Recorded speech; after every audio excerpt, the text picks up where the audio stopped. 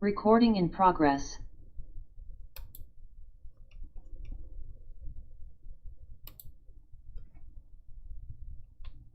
All right, good morning, everyone.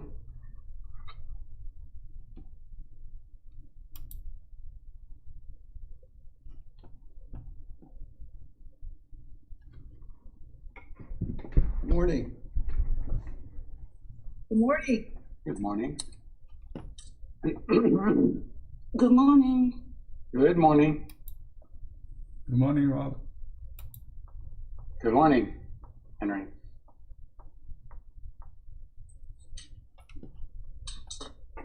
$17, wow.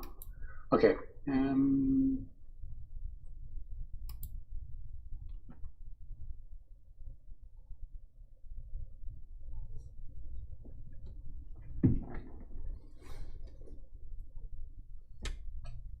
Okay.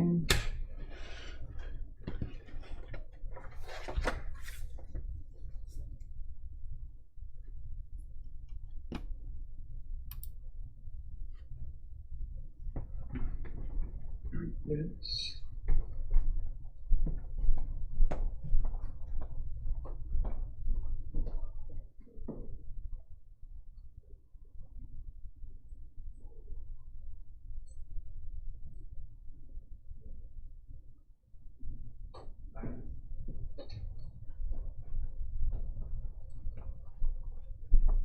Okay. Let's just play this video here.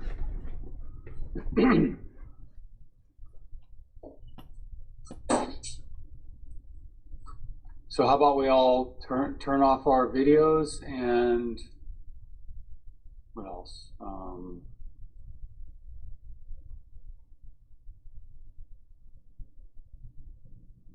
And let's mute.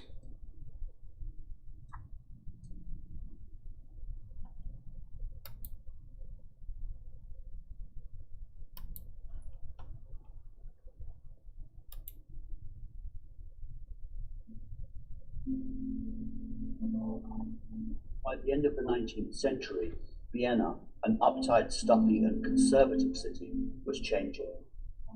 A group of artists, architects, musicians and social scientists were experimenting in ways which would transform their individual fields. On the one hand, Vienna was the traditional city of academic art, Johann Strauss and the Habsburg Empire. But on the other, it was the home of radical artists such as Gustav Klimt and Sherrill, who were shocking audiences with exploration of sexual themes. Architects Otto Wagner and Adolf Loos were challenging imperial design, while Gustav Mahler was transforming the musical life of the city. And Sigmund Freud was about to change forever the way we think about the human mind. Vienna was experiencing a new golden age. It was a city at the forefront of modernity, and it would shape the 20th century.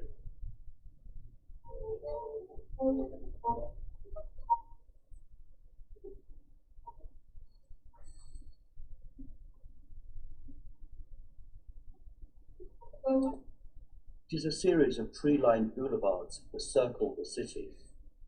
The bourgeoisie of Vienna rushed to build huge mansions on the Ringstrasse, alongside new public buildings. These ostentatious palaces needed to be decorated, and Gustav Klimt and his brother were very successful mural painters. Gustav Klimt became one of the world's most famous artists without the usual personality cult we expect. We know very little about him, except that he never married, but was a prodigious lover and left behind 14 children by as many women. He lived with his mother his whole life and was terrified of mental illness. Almost a classic case study for Sigmund Freud, and like Freud, he placed sexuality at the forefront of his work. Klimt didn't go to a fine arts school, but rather an arts and crafts school, a more practical education where he learned skills and techniques. His lifetime goal was to demolish the snobby distinction between fine art and craft. At the age of 20, Klimt and his younger brother were creating allegorical murals for the new public buildings in Vienna. Their friezes were conservative, mythological images in keeping with 19th century academic painting. But it is in his background as a decorative artist that we find the roots of Klimt's later, more radical work. When both his brother and father died suddenly, Klimt's art would take a dramatic and darker turn. He would still use allegory and symbolism, but he would transform it into a new language that was more overtly sexual and for some more disturbing. He was commissioned to decorate the University of Vienna. The paintings would cause a huge public scandal with their sexually provocative themes, and Klimt was accused of producing pornography. Women were advised to stay away from his work, and the paintings were rejected by the university. Klimt formed a radical new society called the Vienna Secession with other young artists. Their aim was to bring art, craft, architecture, and design together in one great movement. The secession broke away from the pompous historical painting fashionable in the late 19th century and gave contemporary art its first dedicated space.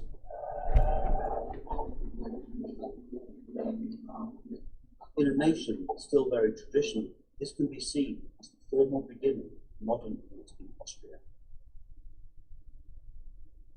Ironically, a painting that is seen as a romantic ideal by many was painted by a man who was never romantically involved and was afraid of intimacy, a man who had an obsession with sex, bedded most of his models as well as his subjects, but went home each night to the mother he adored and 2 unmarried sisters. The painting is square, at 6 foot by 6 foot. It is practically life-size, making us connect to it on a human scale. It is self-contained and deceptively simple. It shows Klimt as the consummate draftsman, an artist who drew every day from life models. There are several things which make the kiss unique. The deliberate contrast between the realistically rendered flesh and the 2-dimensional abstract ornamentation creates an effect almost like photo montage. The bodies are painted with a cool contemporary sensuality. They are encased like an ancient Egyptian mummy in cascades of gold and abstract patterns, and everything appears to float in a golden cosmos, outside of time and space. The background is Klimt's new technical invention. He covered the entire canvas with sheets of gold leaf, and then painted over the gold with a dark wash, which he then flicked with flakes of gold on top. If we look at where the background meets the meadow, which is primed in the conventional way, we can see how the artist was playing with different textures. He used 8 different types of gold in the kiss. He also builds up texture underneath the gold leaf to give it a 3-dimensional aspect to catch the light, in the same way Byzantine mosaics do. It is gold that we think of when we think of Klimt. His father was a goldsmith, and Klimt had a lifelong fascination with the precious metal. He travelled to Ravenna to see the Byzantine mosaics, a major influence on his golden period. The kiss, with the dazzling glow of an altarpiece, has become an icon for the post-religious age, and the gold surrounding them almost hints at a halo. Gold leaf is fragile and comes in gossamer-thin sheets. For the relief sections, Klimt would use gesso, which is a mixture of animal glue and chalk dust. He would paint the thick mixture on in the required pattern and then apply the gold leaf. The excess was then discarded. Apart from gold, the other precious metal we see here looks like silver, but is in fact platinum, more expensive than gold, but unlike silver, it doesn't oxidize. There is more pure gold than you think in the kiss. If we look at this ultraviolet scan, all of the parts which are dark, including the background, have a layer of pure gold leaf. Only the white patches reveal where there is no gold. Even after applying gold leaf to the surface, we can see how Klimt is happy to paint over the gold and mix both materials and textures. He doesn't use gold for its realistic qualities. It is too shiny and reflective of light, but rather as an object of desire. Gold is an indicator of wealth, and its resistance to tarnishing has ensured it was used to decorate the tombs of gods and in religious paintings for centuries. Klimt uses gold to confer status on the Nouveau Riche women of Vienna, to suggest opulence, wealth, and beauty. The theme was not new, but the overt eroticism was. Klimt knew Edvard Munch's painting from over 10 years before, and both artists were aware of Rodin's even earlier sculpture. The first time Klimt painted an embrace, he shows a romantic couple about to kiss. The artist, who avoided any form of romantic relationship, places the disembodied figures of old age, disease, and death above the young couple. Passion, he tells us, is fraught with uncertainty. The Beethoven frieze was part of a successful group show of the Secessionists, inspired by Beethoven's Ninth Symphony, a watershed in both Vienna's and Klimt's artistic evolution. The frieze by Klimt features an embracing couple, similar in both composition and aesthetics to the kiss.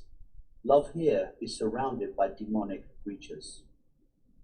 The Stocklit frieze, a privately commissioned mosaic, features an embrace of an erotic nature, a similar motif to the kiss. As in the Stocklit frieze, Klimt suggests the couple in the kiss are naked under their garments.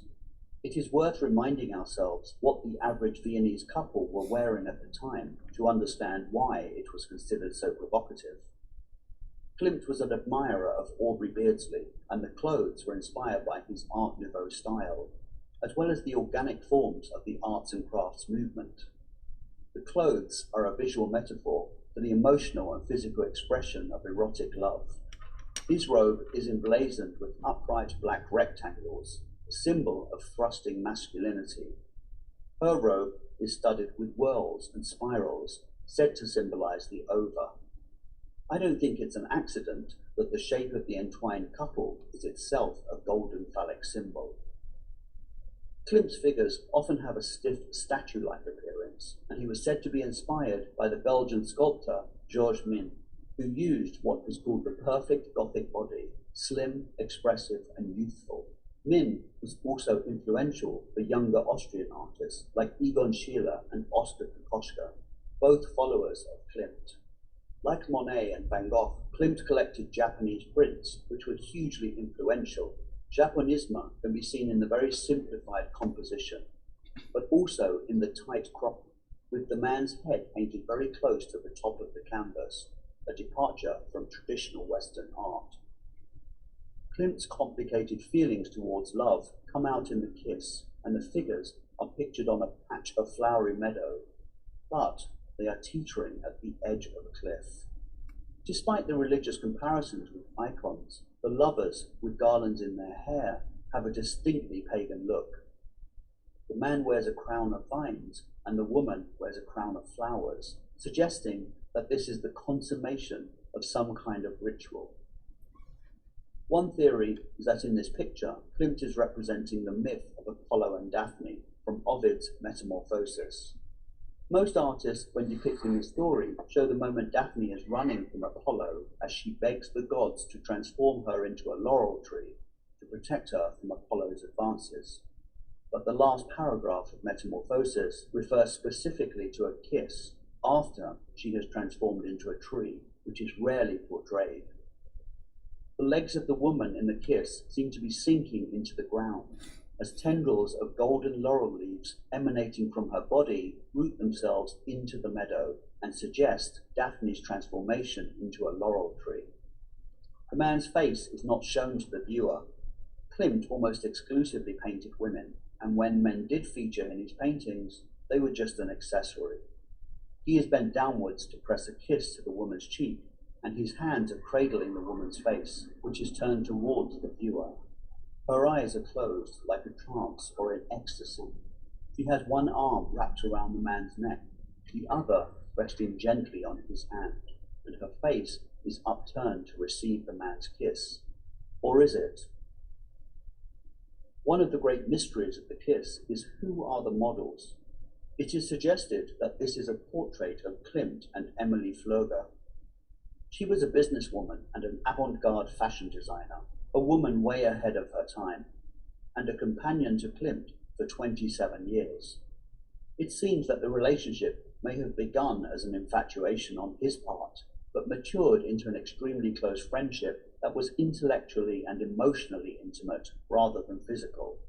The actual life model was more likely to be a woman known as Red Hilda, who she bears a strong resemblance to. She was the model for many of his paintings and one of Klimt's many lovers. There has been endless debate about what exactly is the relationship between the couple. Is it romantic? Is she bending to receive the kiss or turning away? If we do take it as an allegorical portrait of Klimt and Flöger, then the ambiguity of the relationship in the painting is a perfect reflection of their own ambiguous relationship. The man tries to kiss her, but she turns her head away. There is a tenderness there, an acceptance of affection, but she is not compliant. Her eyes and mouth are firmly closed, unusual for Klimt's paintings, where the woman often has an open, sexualized mouth. Could the kiss, long thought to be the most romantic painting in history, actually be a depiction of a platonic relationship? When it was shown in Vienna, it was immediately bought by the Austrian government. Klimt's work, once considered pornographic and deviant, was put on display in one of the imperial palaces. Gustav Klimt would be part of the last cultural explosion before the demise of the Austro-Hungarian Empire. A political entity that was ridiculously antiquated in its day was to die in the same year that Klimt did, 1980. Egon Schiele would die just a few months later, and just like that, an intense period of creativity and vitality drew to an end. Klimt is often dismissed by critics today as an artist who simply produced decorative artifice. But his work served as an important role in bridging academic realism and the coming world of abstraction. He pushed the boundaries of what Freud called the misunderstood and much maligned erotic, and depicted the human figure as never before. And then he gave us the kiss, one of the most compelling and truthful images of the 20th century. We don't really know about Klimt's thoughts on the kiss, but maybe we don't need to. As he once said, if you want to know about me, just look at my paintings.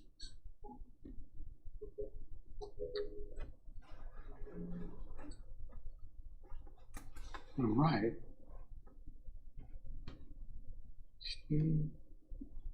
Really.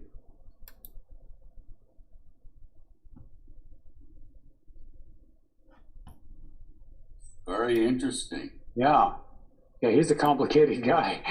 Yes. Never had a real relationship, but had 14 kids. Whoa. Yeah. I mean, but anyway, I've always liked his paintings since I can't even, I think the first time I saw him, I think I was pretty young. All right, but.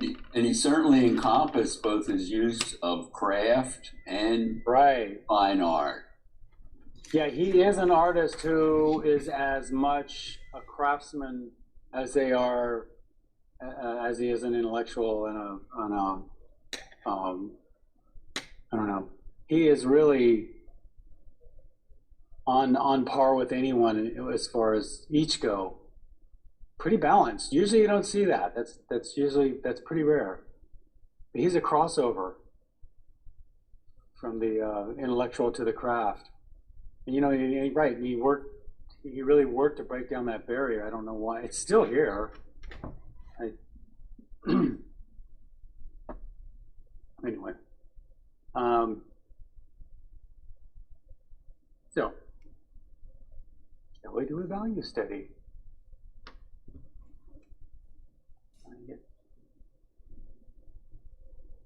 This should be really small over here.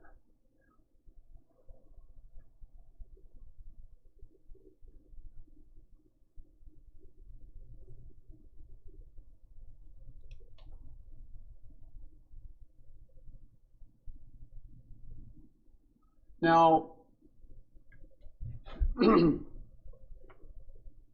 I don't know how you guys feel about this, but I gave you the cropped in version because I thought, you know, it's a really involved piece. So maybe we should just go for the more cropped in version. What do you think? I think that Rather makes do the whole sense. thing. Yes, yes. Okay. Yeah.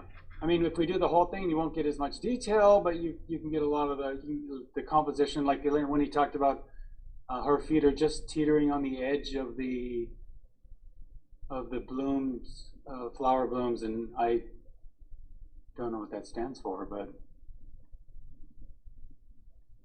we would call that a tangent. Just like at the top where his head almost touches the top. In Western art, you'd call that a tangent, you know. And, he's just really playing with composition there, though. So, okay, then let's crop in, and let's go for the, let's see here, kind of squarish, a little bit more. I'll just do it about this big. And let me zoom in. If this goes on a little long today, I don't mind. We'll see. We'll see where we end up. If you mind, well, you always have the recording.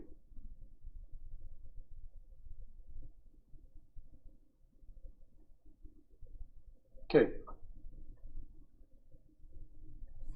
All right, so maybe we'll just start off with the sort of outside shape. Beautiful. Blowing. How unusual that was just to put people in a shape like this. You know, then you can really see where Egon Schiele and Kokoschka get their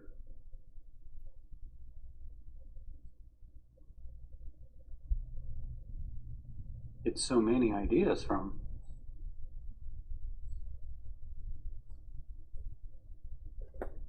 And they're both such major artists in themselves, and so they must have really thought highly of Klimt. Okay, so I'm going to start his collar around here, and I'm just going to say maybe his head comes to about there.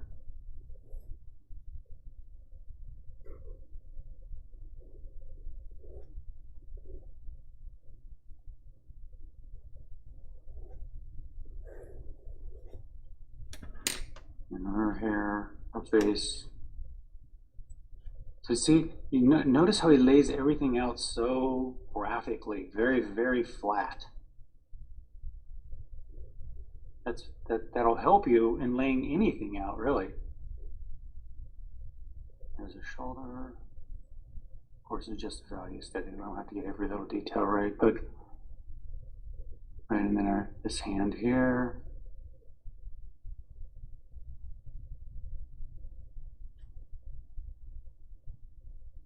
Just such a complicated picture. You would think he'd be this, I don't know, it's such a intimate piece. You'd think he wouldn't be capable of it. Maybe it's just the opposite. I don't know. Okay. And so on. And his hand and her hand. It's a lot of work. And some really cool, interesting designs, and what the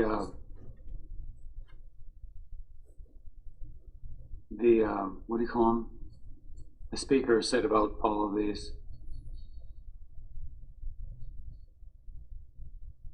The geometric forms, huh?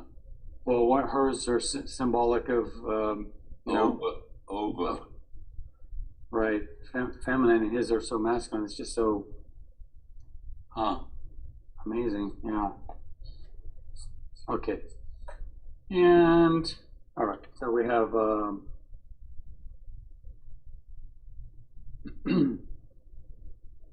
very light for the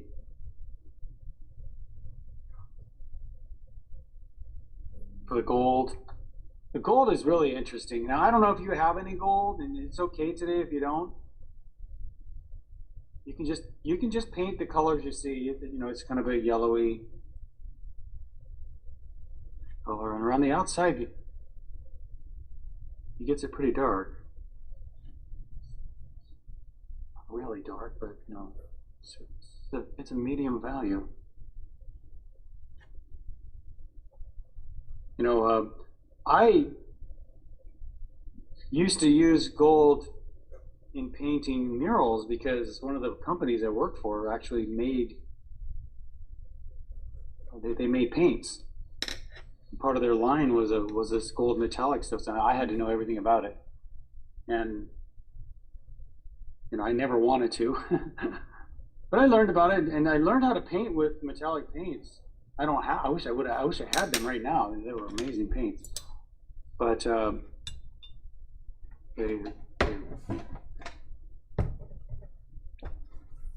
you can mix color into the paint.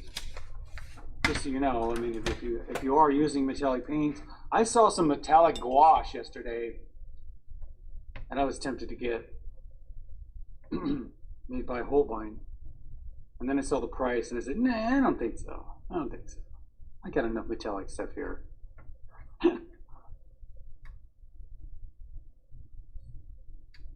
Pretty dark, pretty much black there. Dark as you like. Okay.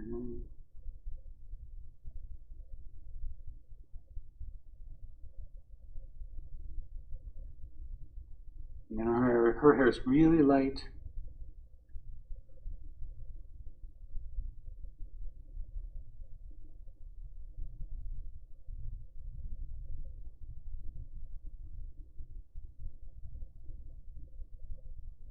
With all kinds of flowers. Maybe even a little lighter than that.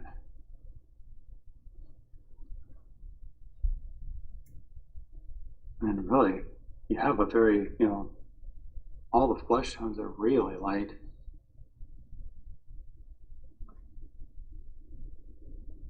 I'll be using white in there.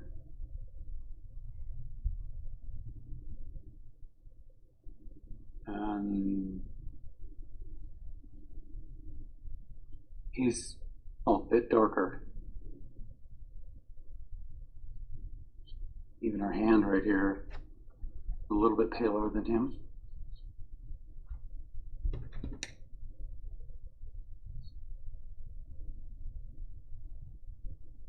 Right under her chin, she's got a whole bunch of these flowers, which make her face pop out a little bit. There's just a lot of detail. That's okay, we don't get it all. I did not know that his dad was a goldsmith. That's pretty cool. My dad was a blacksmith. I did a little goldsmithing too. I had this amazing, it was just a regular high school. I mean, well, it was supposed to be just a regular high school, but now when I look back, I'm like, gosh, we had all these trades in that school, which they thought was, I just thought that was normal. I didn't know. I went to another high school too, and they didn't have any of that. But I didn't really think that much about it. Wasn't until later on that I found out these high schools don't really teach that stuff. What year was this? This is like in the early 80s. And which high school had the trade? I know, here's what's weird, is at Moreno Valley High School, which is way out in the middle of nowhere. Yeah. And so then I went to Arlington High School, which was in Riverside, much more, had much more money and much more, well, support, I would say. Definitely a lot of wealthy people went to that school. Not hardly any of the arts in that school, or crafts. But trades were considered for people who were poor, right? They figured Maybe that's what it is. They go Yeah. to college, they'll teach you these crafts because you might earn a living. Yeah. Yeah. But I took electrical there, and I took, we even did like lost wax casting of gold jewelry and things like that in that school. I had architectural drafting, graphic design, all kinds of things in which I used. I'm just going to leave this very bright. Well, we could put a very bright one. Little bit darker along this stuff. Yeah, I used my architectural drafting to give me my first art job.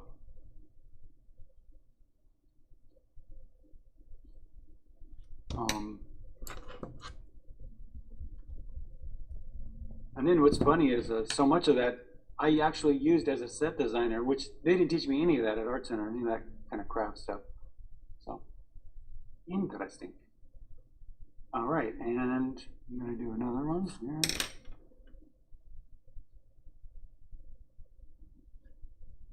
Go to the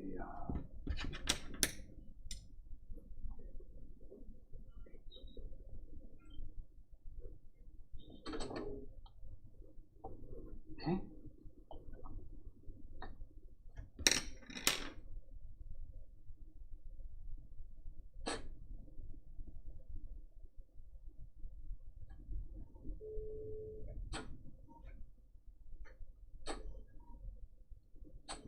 Somebody's not muted. All right, and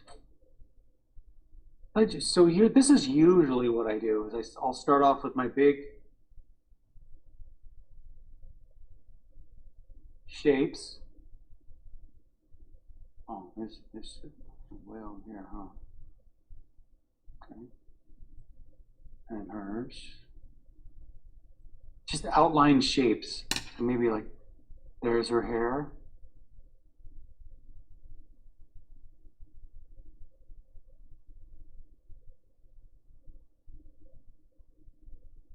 She's going to need more hair than that. That's okay. And you know what I'll do is I'll just sort of, in a very graphic, flat way, there's her hand. And I'll see all these in the same sort of color range. All this and the collar.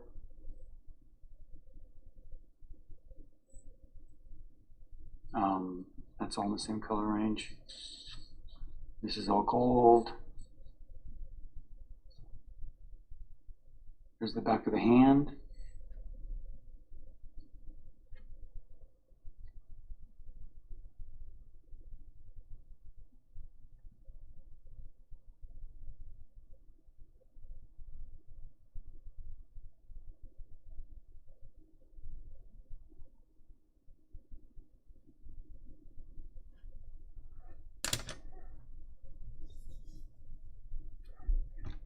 Okay. As far as the color goes, I'm not going to lay any. I'm not going to lay any gold down here, but it's obviously a yellow gold. It looks to me more in the CAD range. If you want to dull that a little bit, just add something in the. Just take a little bit of magenta and ultramarine blue. You need to dull that a little bit. See, it's a little bit duller. And I can just keep dulling that. Totally up to you how bright you want to keep it. To get a lot of these very potent colors, I don't know if you're working in gouache or not. If you're working in gouache, you can just put it heavy on the top and it'll cover right over everything. But if you're working in watercolor, then I would probably come by and paint all these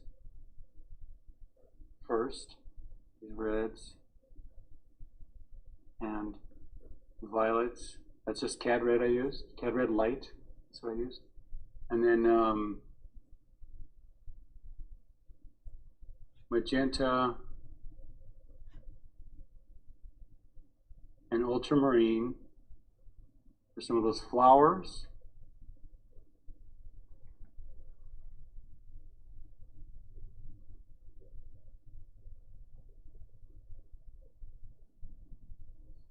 In here, whoops, and yeah, in here.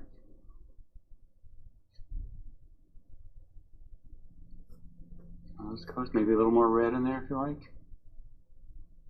Some of them are a little redder, some are a little bit bluer. Some of them get really blue.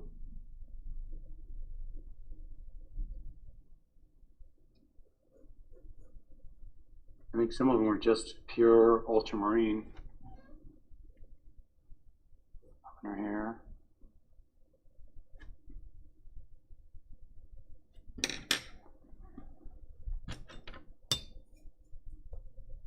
And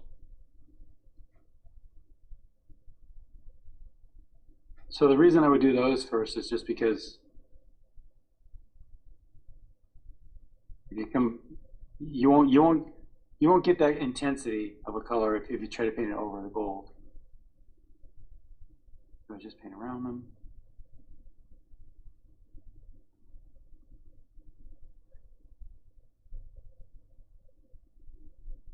I think it might be smarter just to paint this whole thing.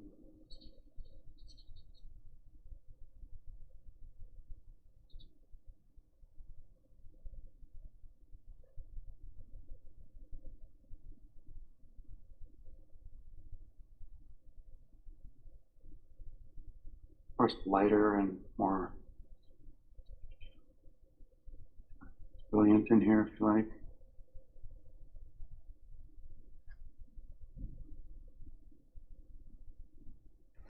And the back looks more bronze. So again, I'm going to add more violet to the yellow and get something more like that.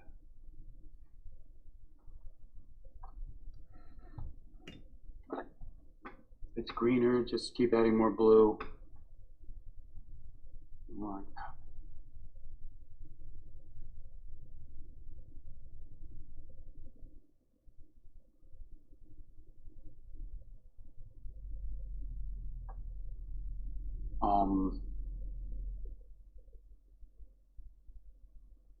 Their blushes, I'll use red, yellow, and blue. Cad red, cad yellow, ultramarine blue, and you might want to include a little bit of white. And for him, he's a little bit darker, a little bit maybe a little closer to the gold color, a little not quite as gold, but got a little bit of pink in there.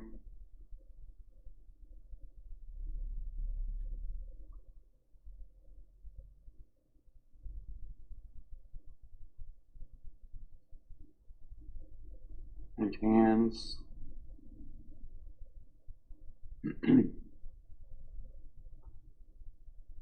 And she's a little bit lighter.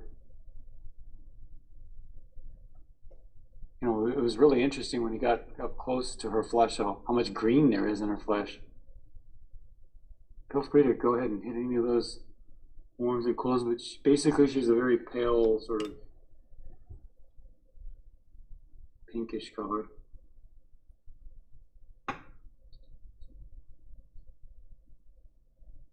Lay down some of that. Yellow in there too, on the back of her shoulder.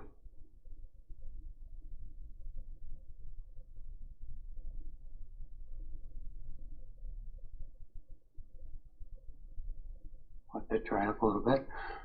Kind of reddish in the hair, so I'm just going to use cad red light.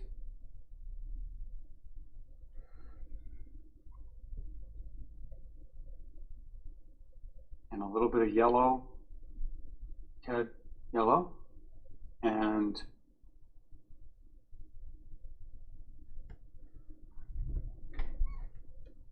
if you need to gray it, just add a little bit of blue to that. It's got the yellow in it, so if you need to gray a little bit. Pretty strong color though. Now he's just got dark brown hair, so red, yellow, and blue. Cad red, cad yellow, ultramarine blue.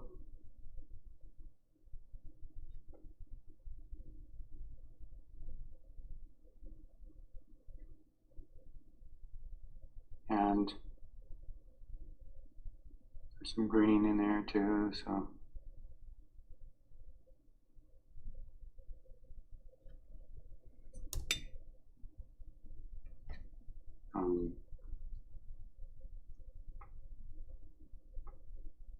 Prussian blue, and cad yellow.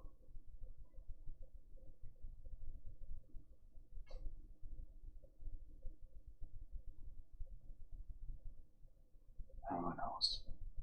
And then make yourself a black for some of those little designs. So cad red and Prussian blue. We'll just kind of put a few of those in there.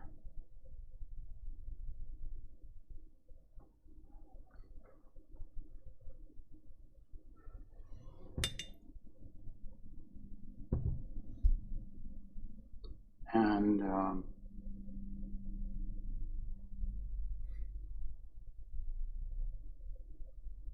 I'm seeing some very light.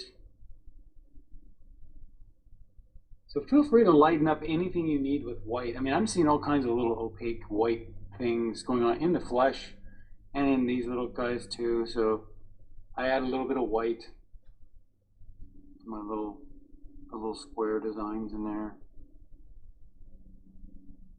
There's silver too. If you have any silver, go ahead and use it. You know, I actually do have some silver, don't I? I have a silver pen. I can dig that up.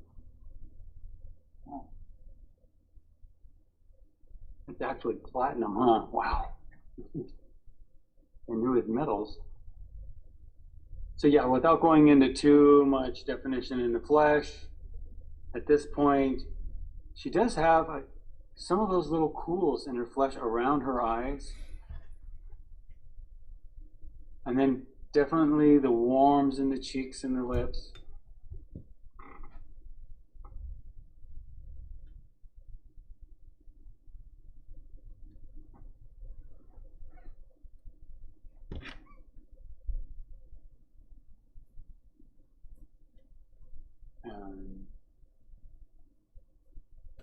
And then all kinds of details, warms and cools moving on into the flesh, really interesting.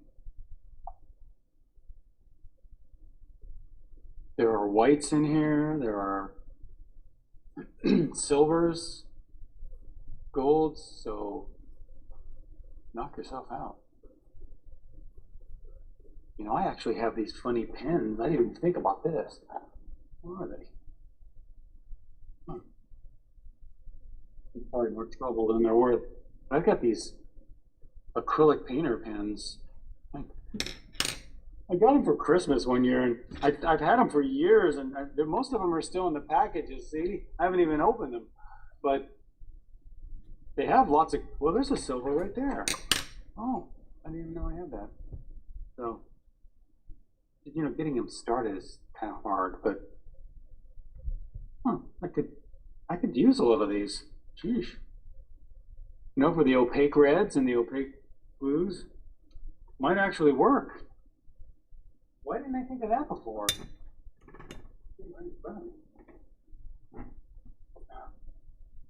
Well, you know, you got to shake them all up and take the plastic off, and then you got to get them. You got to push on the tip and for like 5 minutes until they start. I don't know if I want to go through that kind of agony. Okay. Shall we get started?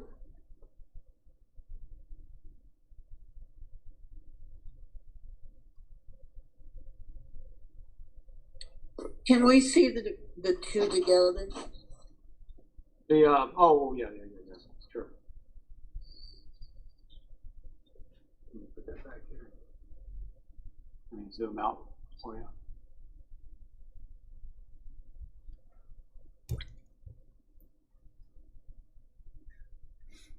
There you go.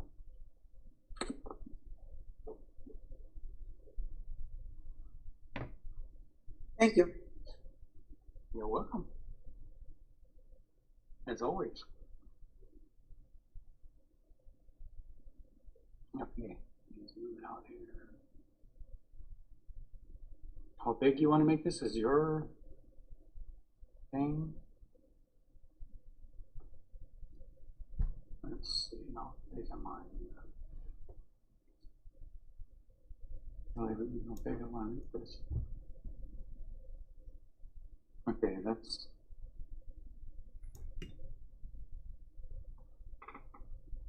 All right, so I'm doing this on multimedia paper because I'm going to be using different mediums. For me, you don't have to use these mediums, but I happen to have this gold acrylic, so I'm going to try that. And I also have a gold. I had it. Oh, there it is. I have one of these oil-based pens, which I don't know. I used it to mark stuff, but it gives a really nice. I don't know if you can see it. Fill that off there. There it looks dark, and there it looks light. But anyhow, that's probably the better paper. That's actually a good gold. Maybe I'll use that. And whatever. But like I said, you could just paint it with watercolor. It doesn't have to shimmer.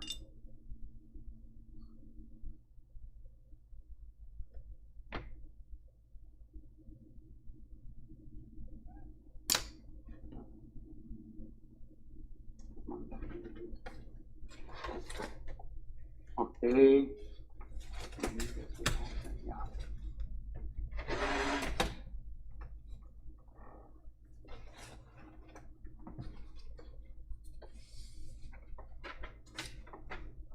So before we get into any complicated shapes, what I wanted to do is let's work out the really basic shapes first. That comes up about there.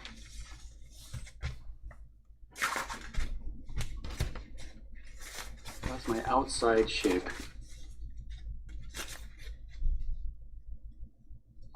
And then what I want to do is just make the outside of them within this shape. Look how he tapers his hand right into her hair like that. Interesting design. So there's her hair, and then his hair. And then again, he tapers her hand right into the design of his hair. You know, the thing about Klimt too, he is, if you've ever looked at any of his early things or his murals, he is an extremely well-trained academic artist. I mean, he really was on a par with the best of them. And then he leaves it for style and all kinds of good reasons. But wow, I'm just gonna keep that about like that. Let's see her hair. All I'm drawing is the outsides of her hair. It goes on like that, doesn't it? Yeah. And now the outside of her face a little bit here. And I guess his nose, his forehead, and then the nose overlaps her face a little bit. We get an eyebrow around here, and then a cheekbone.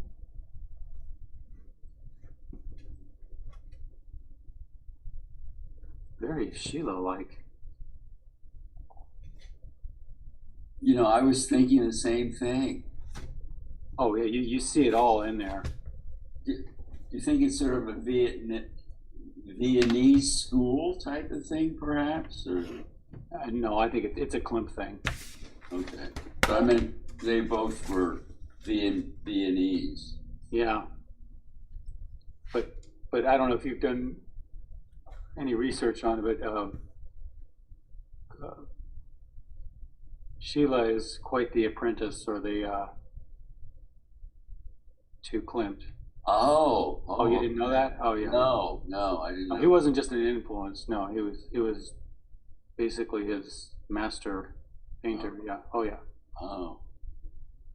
And what a great I wouldn't be surprised if Sheila taught Klimt a thing or two about style as well, especially. But you know, you really, when you get to this level, there really wouldn't be Sheila without Klimt, you know, or Kokoschka as well. That's how heavily derived the style is. But I don't think they looked at it like they were copying or taking. I think they looked at it like, I'm paying tribute to a great artist, and I'm going to let this artist influence me. That's the way I look at it. What a compliment. Okay, so face around there. Yeah, I'm getting a little carried away with stuff here too. I'm just gonna say maybe they've got a thumb about there. There's the hand. And the fingers.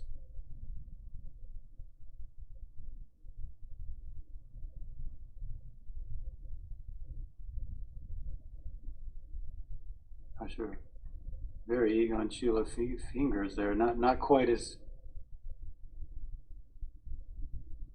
Schiele-esque as he gets about it, but you can see the way he flattens out the perspective of these feet. Very much. I need to get, let's see, that's her, yeah, her knuckles. Oh yeah, the knuckles come all the way down here, don't they? Okay. All right, and then the shoulder. I think those fingers could be longer. So her face comes to here. And get a few little proportions right. There's the other hand.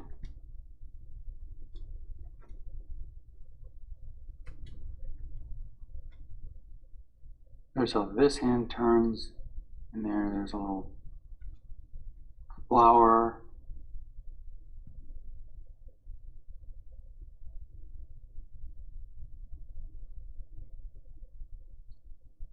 Okay.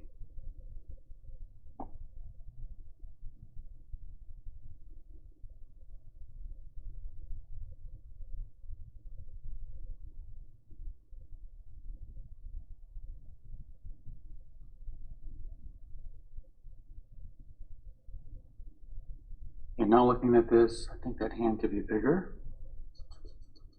All right, no problem. Let's just lay out all these proportions first. We've got top of this, we've got these. He goes on and on and on with these. There's a couple of other artists that do this very complicated geometric design thing as well.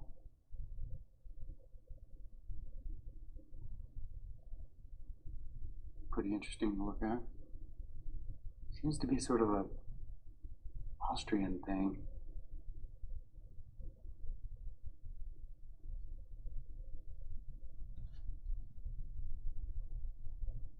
All right.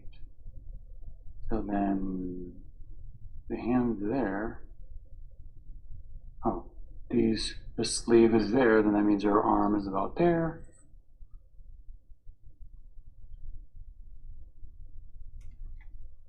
And I covered up the sleeve again. And I cropped it around there.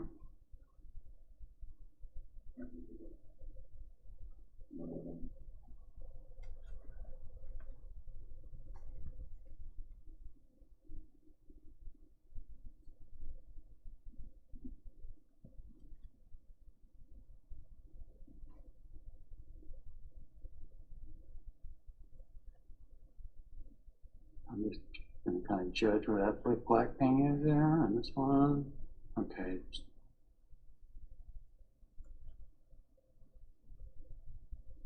All right, so I gave a little too much on the sides, and a little too much on the bottom for this one.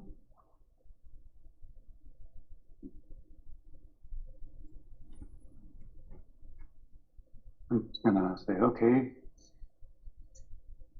Might help to have a little bit of a line here. Let me zoom in on this head for you. Why? Because it's pretty symmetrical. Anytime something's symmetrical,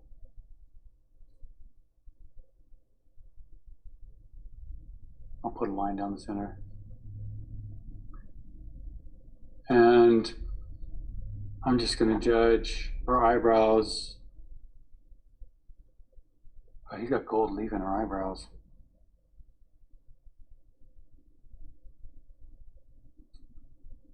All right, and it kind of comes down, down.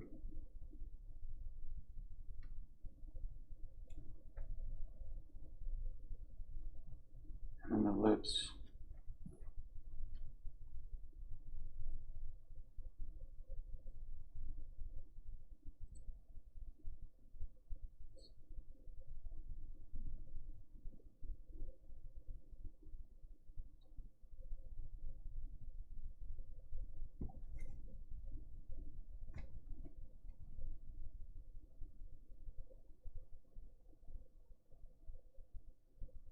And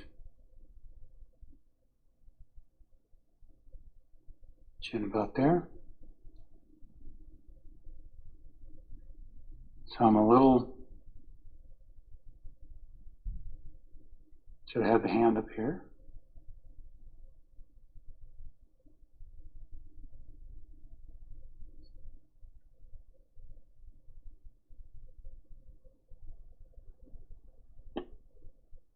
Sometimes you just can't know until you get it all out there.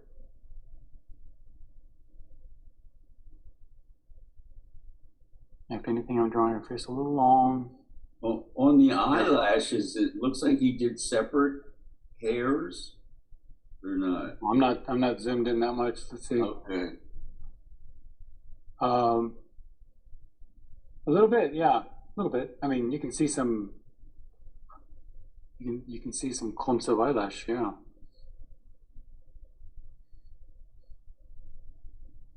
I've got a long distance from the nose to the lips here, so I'm gonna pull that up a little bit.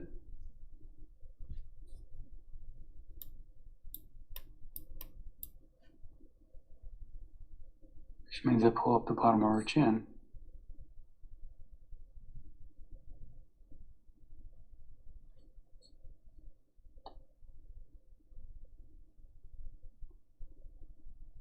Yeah, at my scale, because look, I mean, that's how,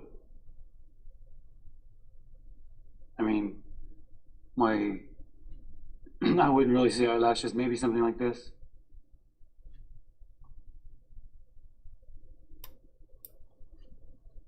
Up to you.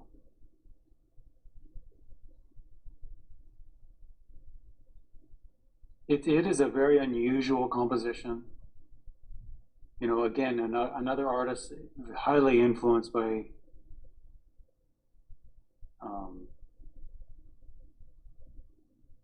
you know,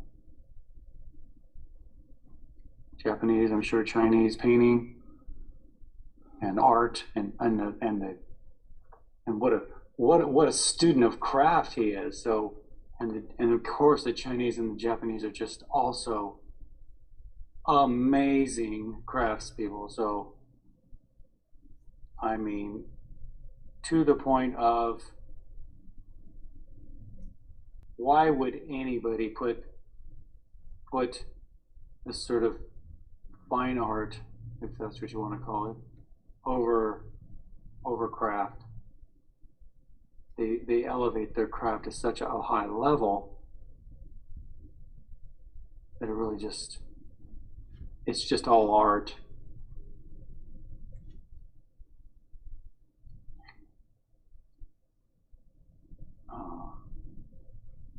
I don't know if I want to draw all these out. I think I'll just put them in with the pen. What else? We have a few of these leafy things, right? Yes, that's what got me started on. Drawing. And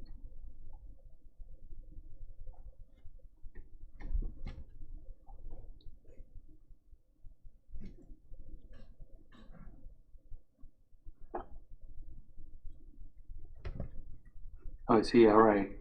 We got a knuckle around there. Coming in, and then another knuckle over there. In the back of the hand.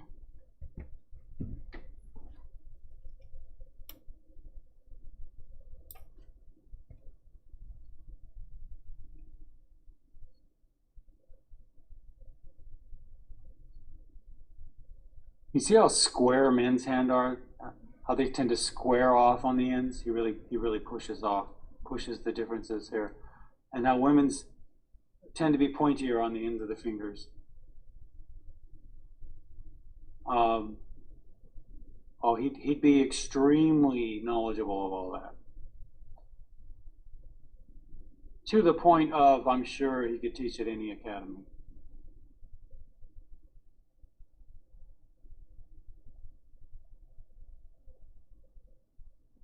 And I've seen some, I saw this gouache painting he did, and I forgot what it was for. I think it was some sort of test to see if he was at the right level to, to graduate. And he did this painting in gouache. I'm just going, oh my God. That would make any academic just die. And that's where he started, not where he ended up. So he had talent like I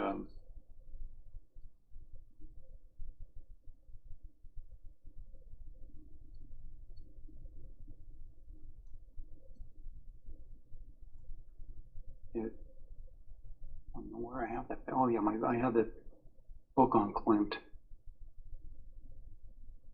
That's probably where it is. Okay. What else? His other hand over here. I just can't get over how Sheila this hand is right here. Sheila must have just. Oh yeah, the finger goes right over her eye. Wow. Oh, okay. Pretty darn long fingers. Okay. Knuckle. All right.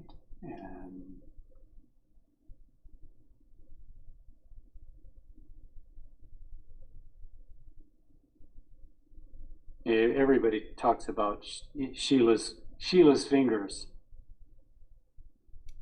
Those hands and those fingers are so crazily distorted.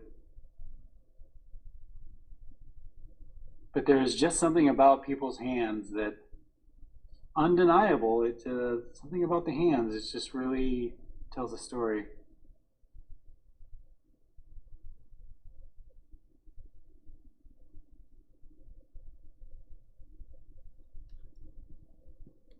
Come out here.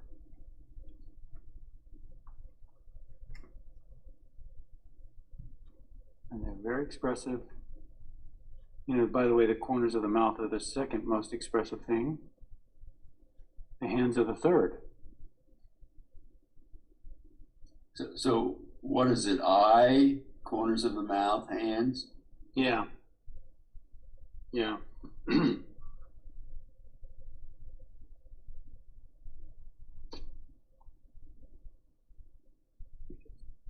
Place some of these down in here. I still think I could have got longer with those fingers.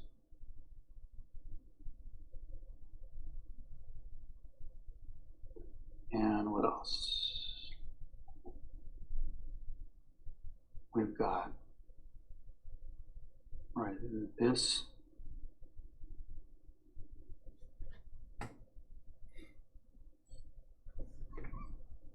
And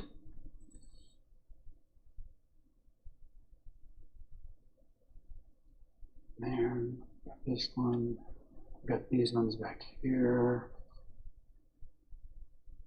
I think I'm about ready.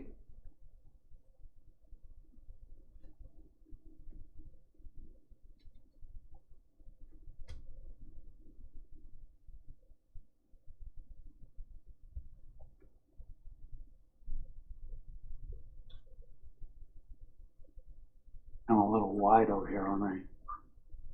Yeah. Because just comes out to about there.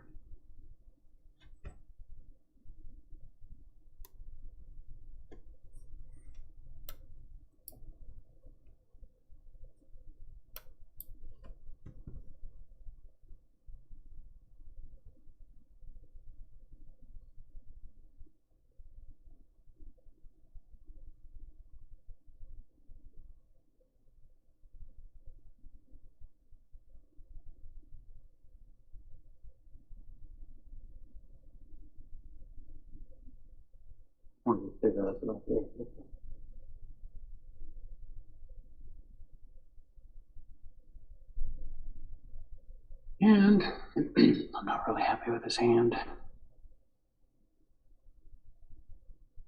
Sorry, but I think it's worth it.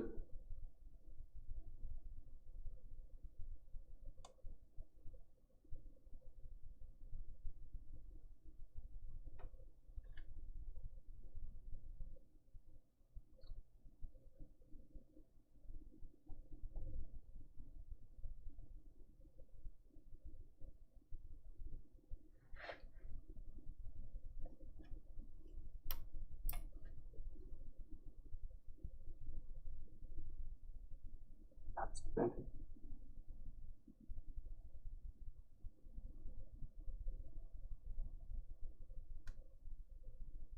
Oh, they're really deep, way down here.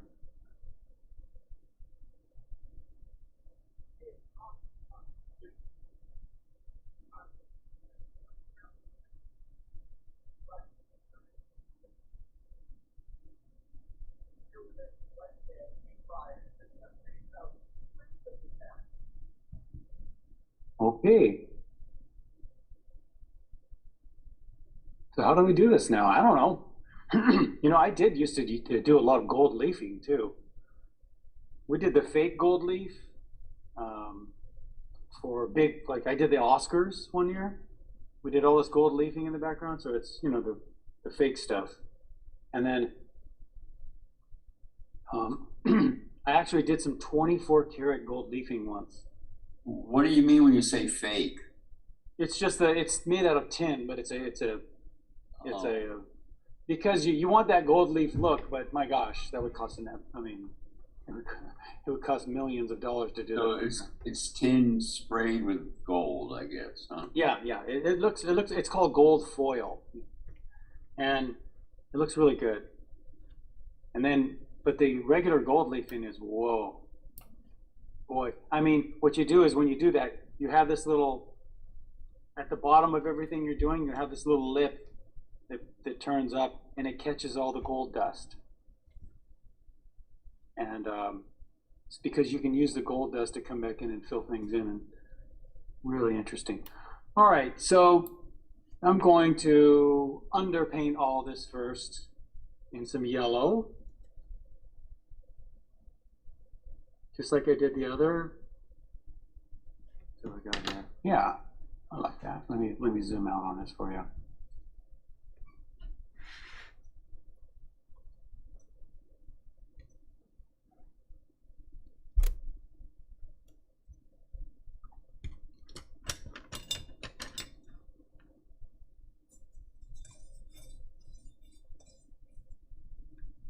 And in my case, I'm not going to bother going around all of these little things. I'm just going to go right over them. Maybe a little bit dark. This cad yellow with a little touch of violet in it. Very little, but I didn't want it to be pure cad yellow.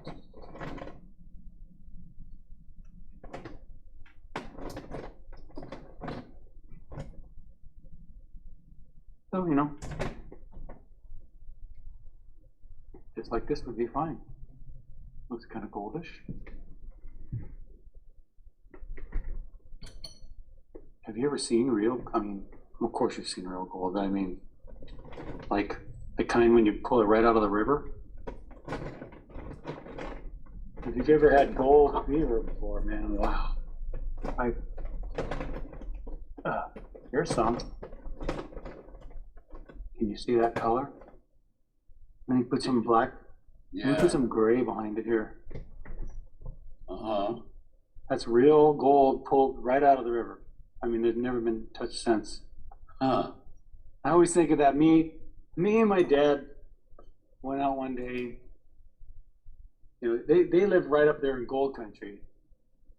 And so we spent the day just, and he, oh my God, I couldn't believe how much he knew about, because his background in geology. He just knew all stuff about how to find it. So we go around all these bends, and he goes, you know, every time it rains, stuff gets pushed down into these little, I don't know, it's really interesting. You catch a fever, though. I didn't think I would. And then you're like, whoa. I've been working all day, panning gold and everything. Mostly it was just a fun time to spend with my dad. And then you find something and you're like, wow, I want more. It's abstract. It really has a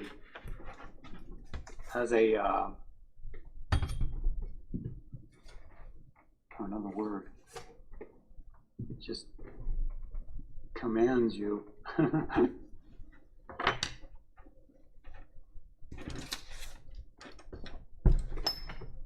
Right there, just underpainting all this stuff, I think really goes a long way.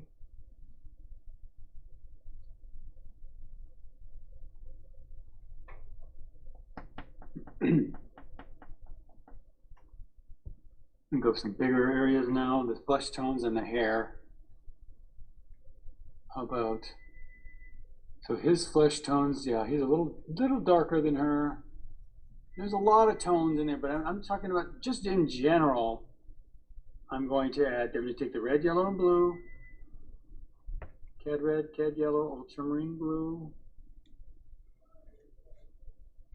And I'm adding white to mine. You don't have to, but they are very opaque, and I just sort of wanted that. That's a little bit bluer than that, I think.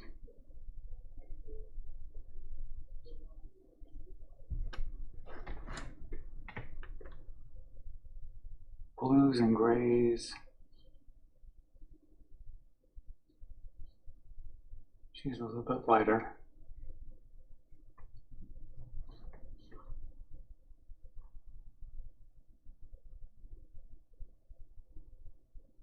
And a little cooler than him.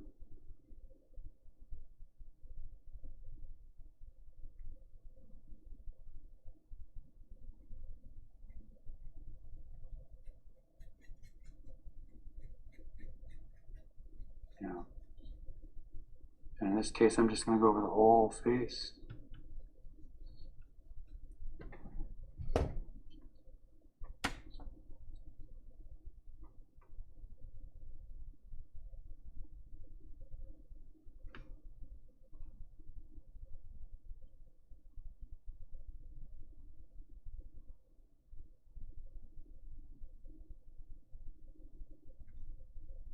And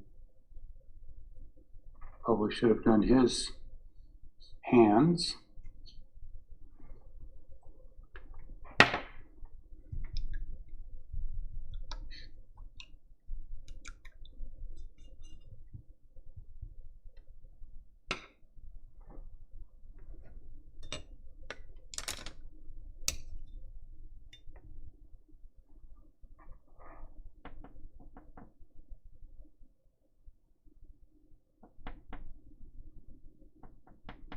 Method forward.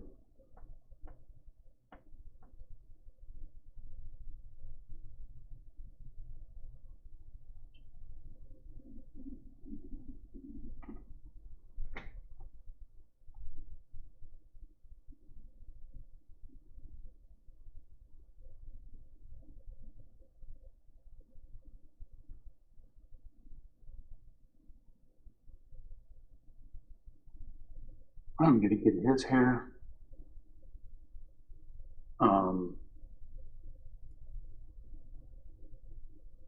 I'm using Prussian blue and red, and then a little bit of cad yellow.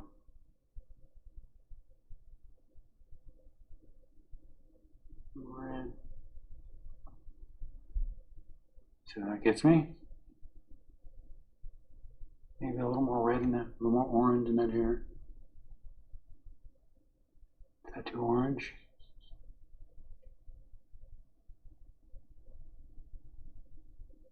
All right.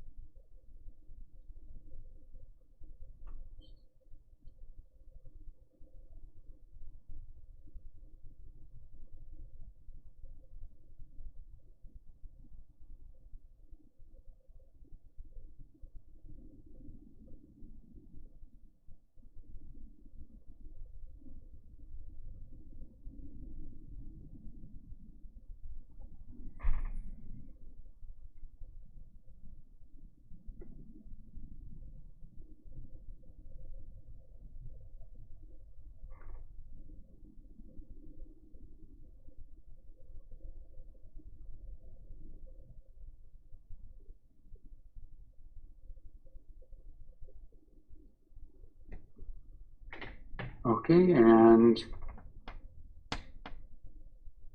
her hair, cad red, cad yellow,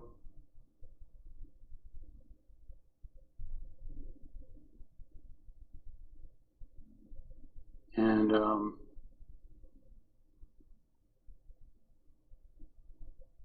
if you need to blue that a little bit, yeah, lighter and redder. Okay. Yeah, cad red, cad yellow, that gives you orange. If you need to mute that a little bit, just add a little bit of blue. It looks right over here though. Huh, need to get it lighter.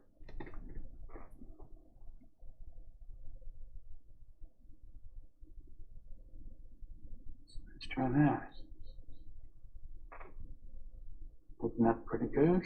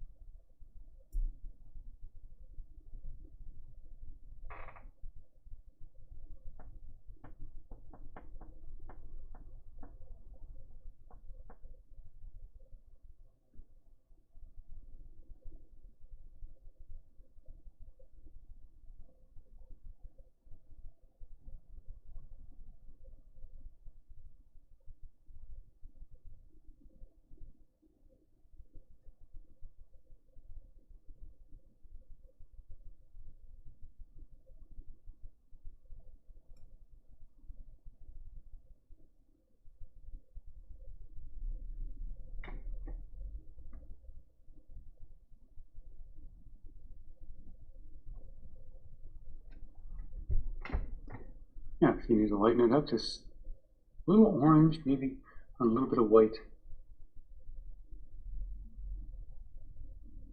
Anywhere you see fit.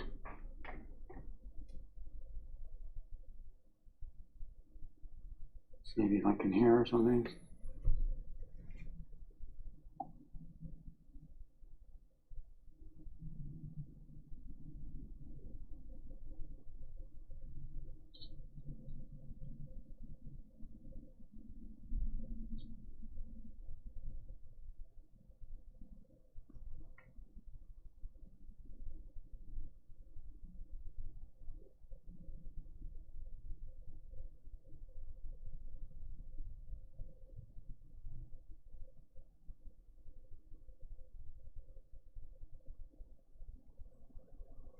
I haven't pulled that gold out in a long time. Wonder once I want to look at it. It's just one of those great days.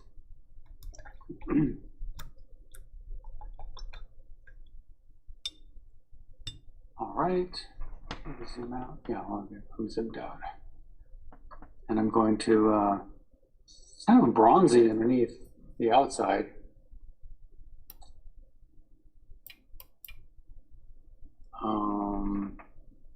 It's just red, yellow, and blue again.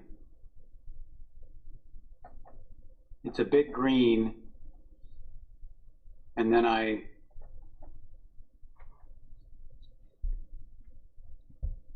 add a little bit of the red to it, right?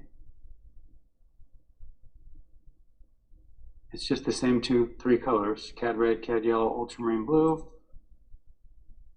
I use the yellow and the blue to make the green, and then to gray it.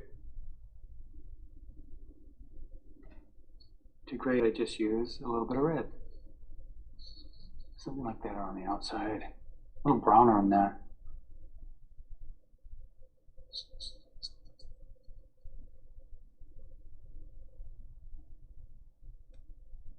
I have a little hint, a little bit more red in that.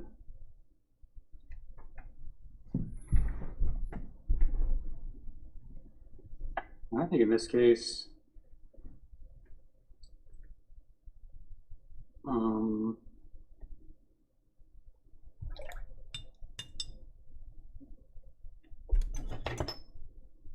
for some of this.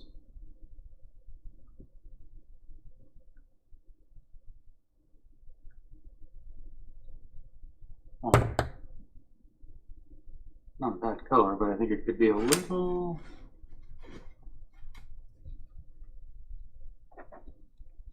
I'm just trying some of that stuff on it. I think I'll try this on it first. I do have some other marker golds.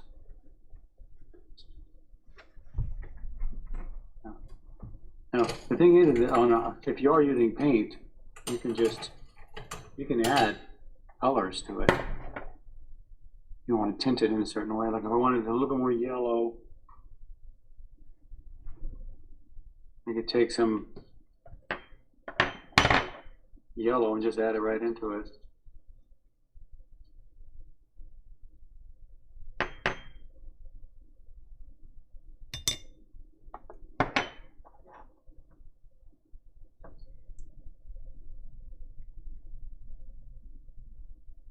Yeah, I like that. Okay. I just use cad yellow and lemon yellow. Put it down there and just mix it right on the page. There we go. Yeah.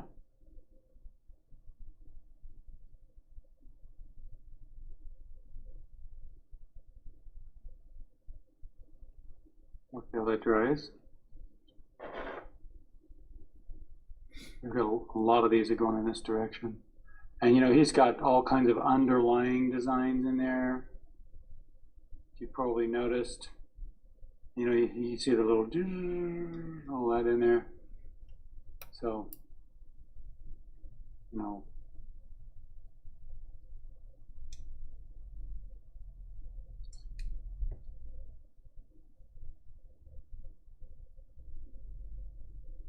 I mean, it's a much bigger piece with lots of detail.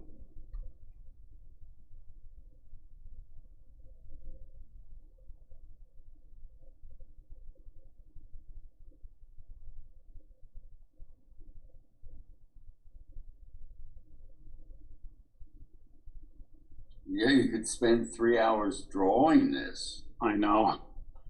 Just do the best you can. It's a master steady. I just feel like right now I'm feeling the craft, his love of craft, and maybe the feeling he had toward his dad, maybe.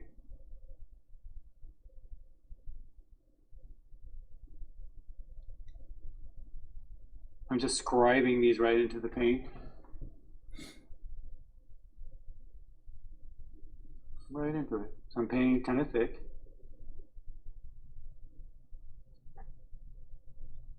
Now granted, I am using acrylic paint, so it has a thickness to it, so like I can kind of scribe into things.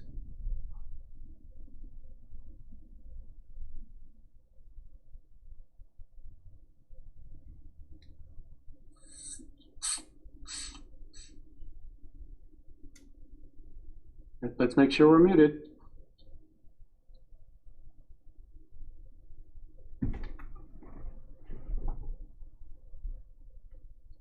Thank you.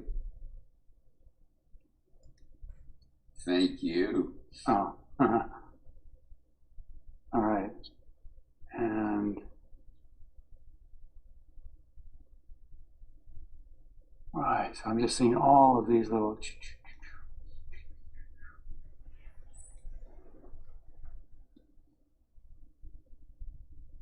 designs.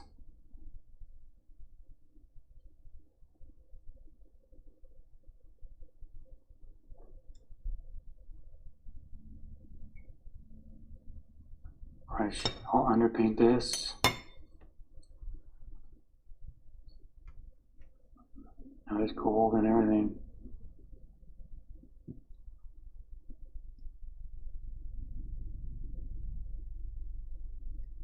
All right, and there's gold.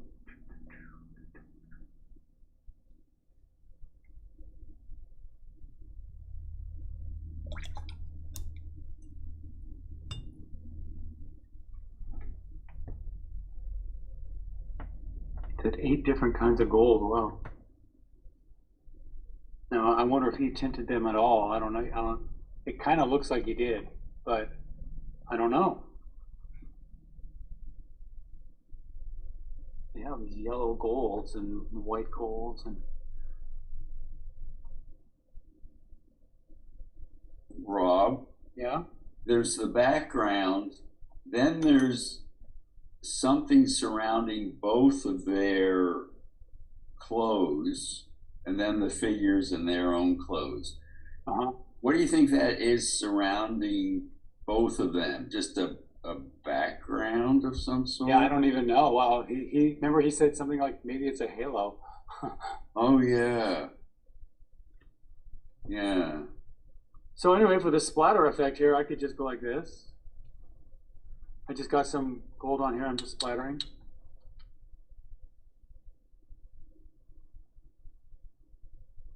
Like that. Here, I'll mute myself there so I don't make all that noise.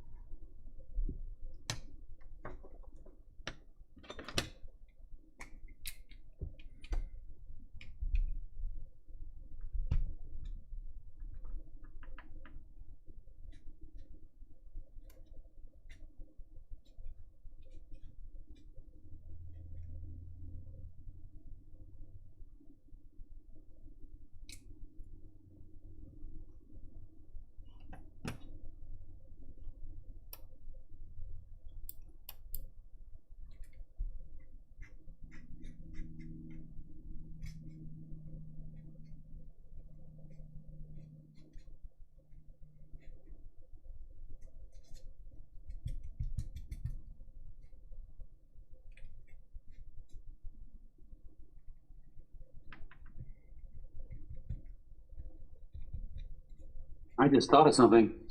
If you're ever in a classroom where everybody's got the same brush as you, just take some of this gold and put it right there, or put it right back here. And that way you can just kind of. It's like putting nail polish on, huh? Yeah. Kind of nice. All righty.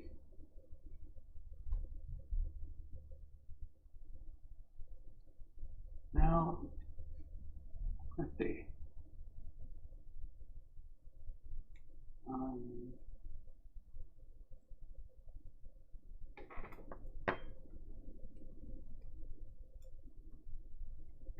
if you are using acrylics, just remember, just keep them wet. Because once it dries in your brush, that's it. Good luck. And it gets down into the it gets underneath the metal too. If it dries under there, forget it. Just keep it really moist, and then at the end of the day, just really get all that water out, all that gook out that's underneath the metal. And where are we? Some of these reds.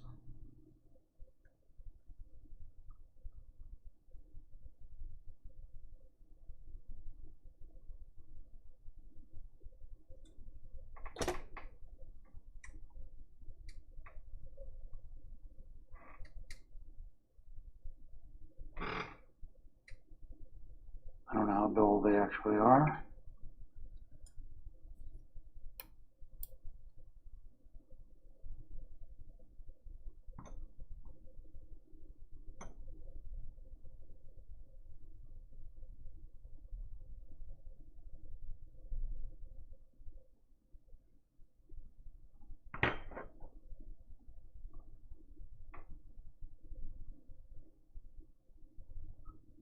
That's pretty bright. I think the camera's reading that a lot brighter than it actually is.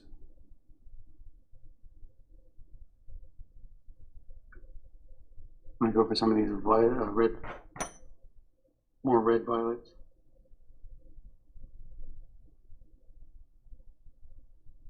Magenta, ultramarine blue, and white.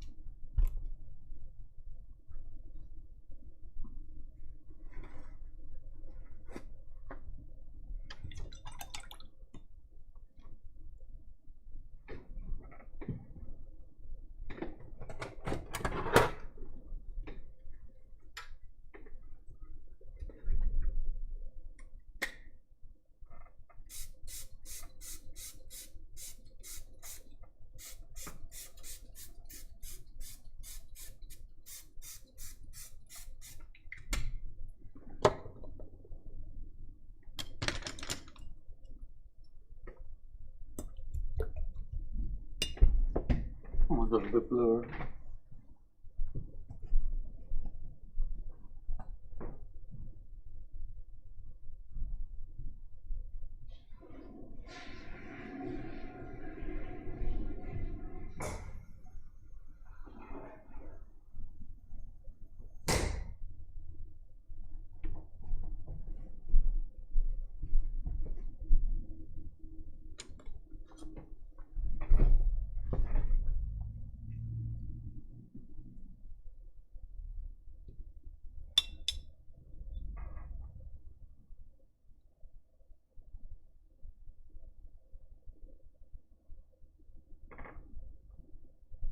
I think as we go up into the hair, we just get, I think, just ultramarine blue and white.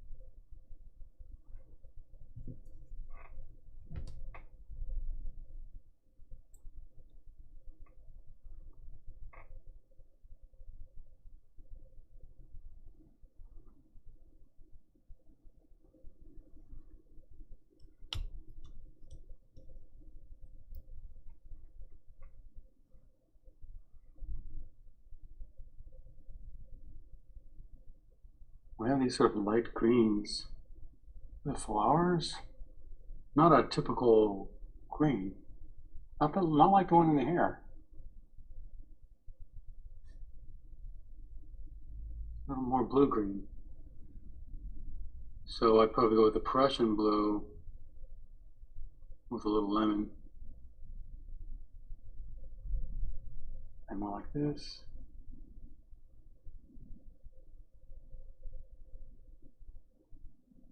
It's weird when I'm all close up like this, everything looks so cool, and then when I come out like this, it warms up. Interesting.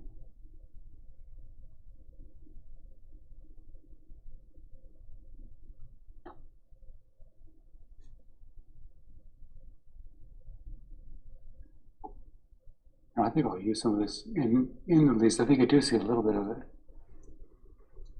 I'll go over it with another green.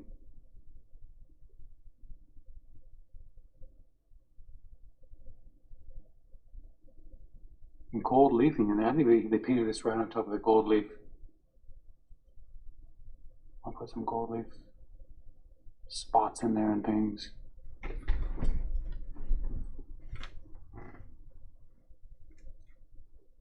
Panel green first.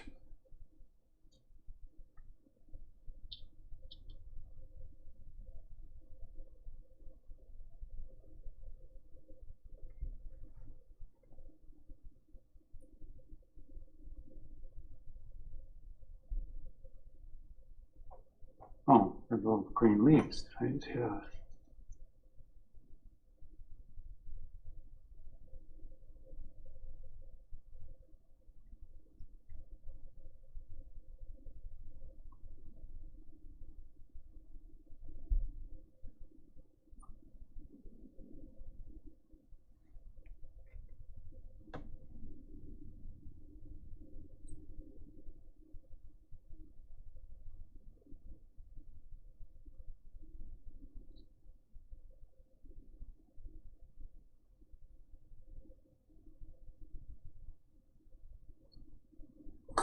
Rob, can you zoom out a little bit?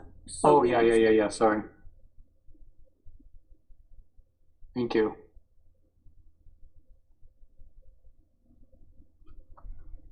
Just getting into his hair a little bit. Some of those greens.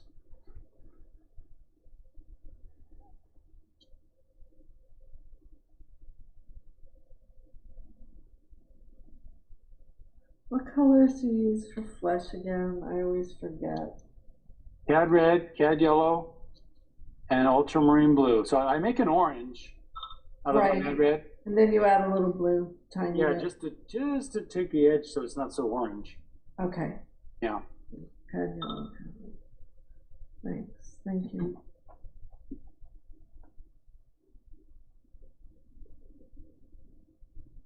We've got all kinds of gold.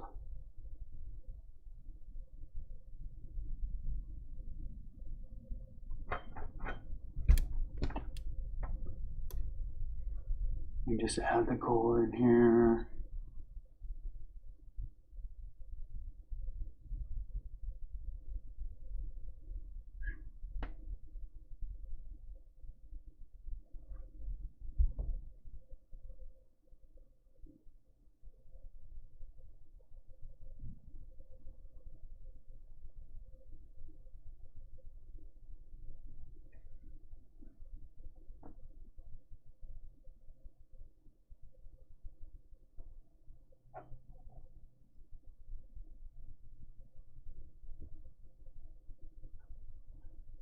And just all this ornamentation is gonna take a lot of time.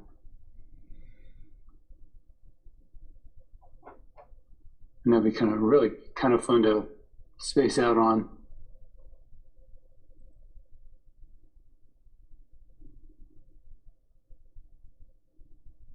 Oh.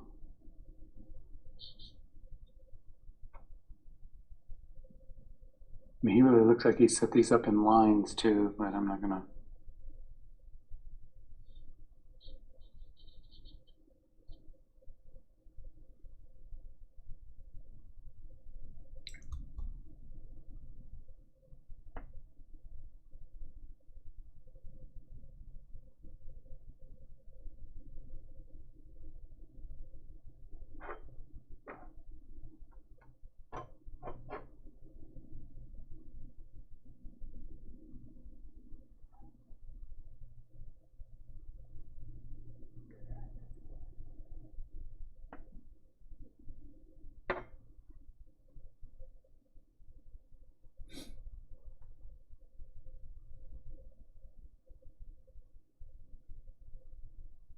Oh yeah.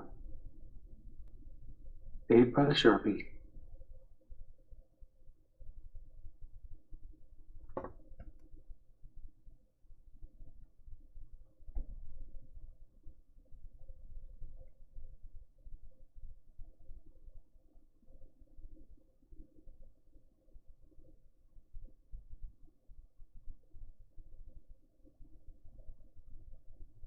Such a designerly graphic art type of movement as well.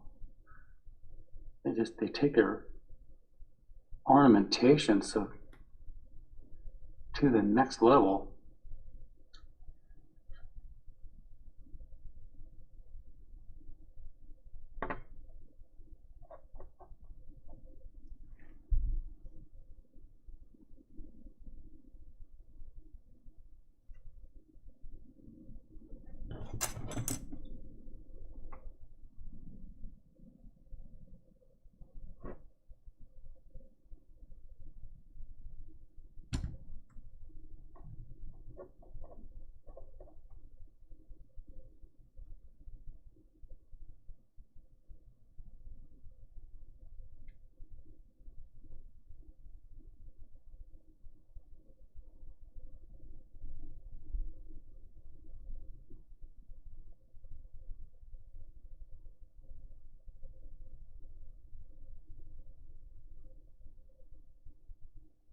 And he has to put one little thing of black right there. Why did he do that?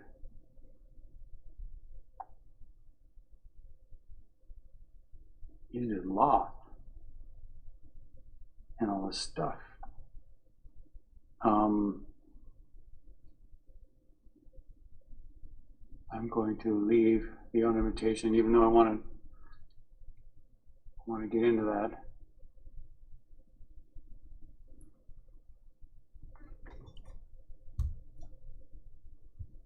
Get more into skin tones. I'm adding white.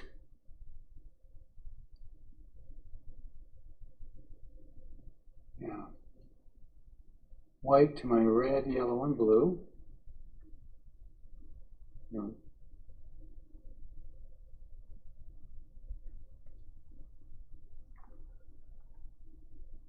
And I hate that.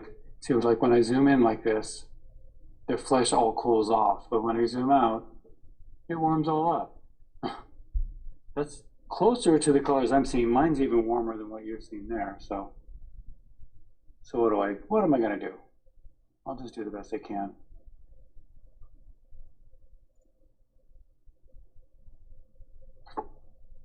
And you know, she really has a lot of yellow.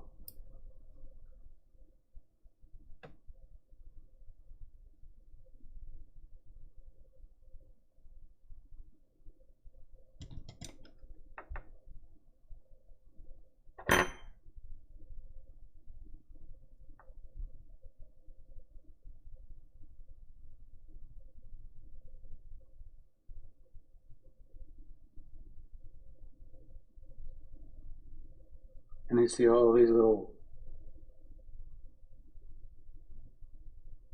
green things happening, and on the outsides, on the mouth, very, very light. I see them in her hand too. Wow.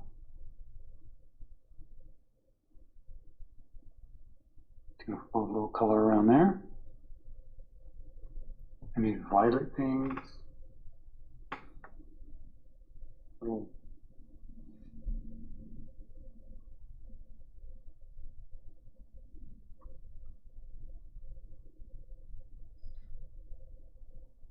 on the nose.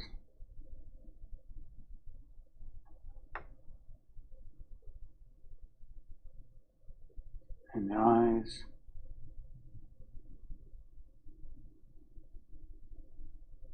I'm hoping that dries darker.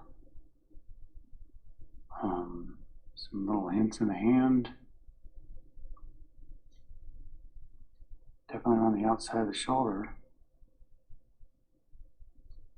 all this.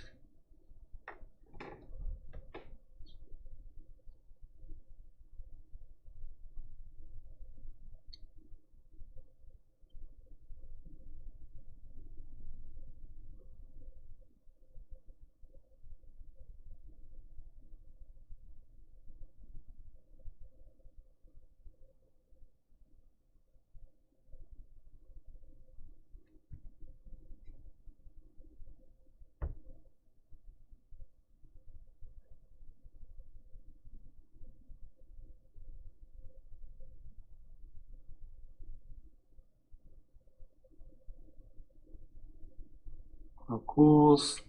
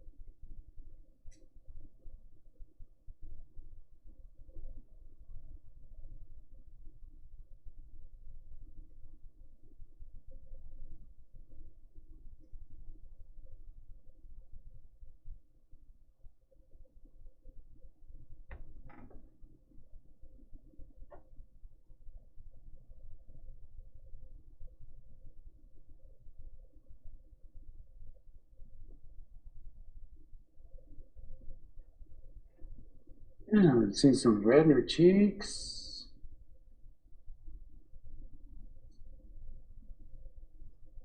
That's redder than that.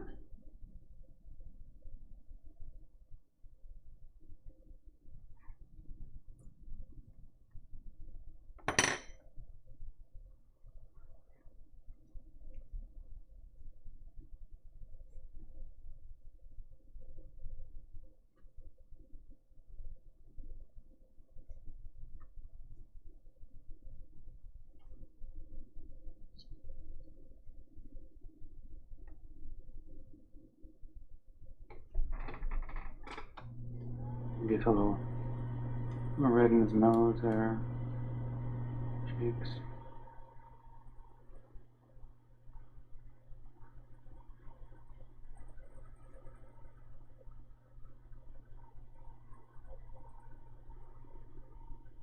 Maybe a little bit redder than that. It looks purple up there.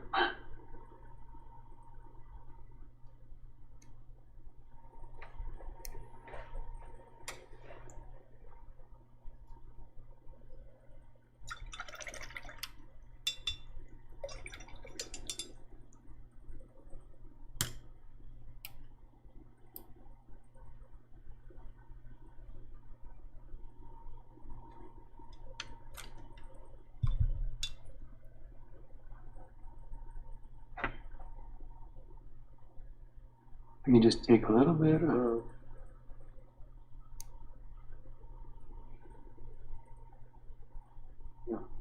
flesh tone here and just work it back into there.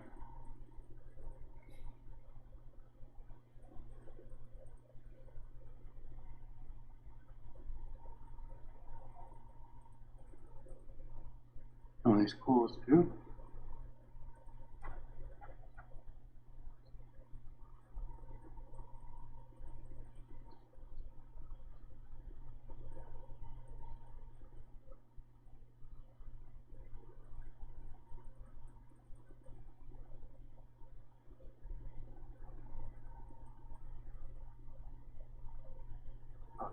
complicated things happening.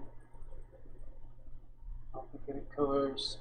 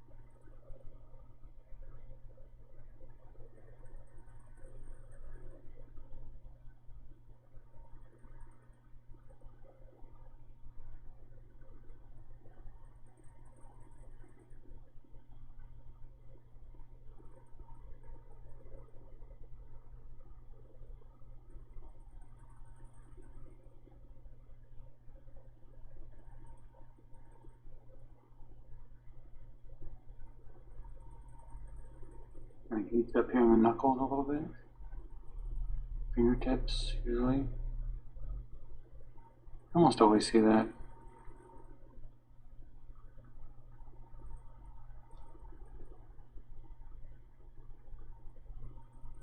That's interesting too. They went to. He decided not to go to a fine art school. Went to a craft school. So where did he learn all of this? Maybe they taught traditional life drawing and painting there too. It's just amazing. This looks. I mean, his quality of draftsmanship looks on a level of the salons, like the Beaux-Arts and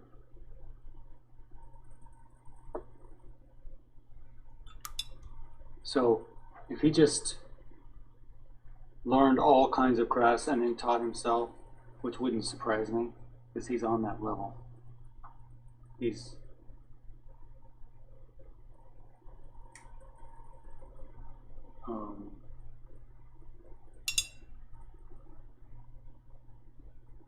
that's it. That even makes it more.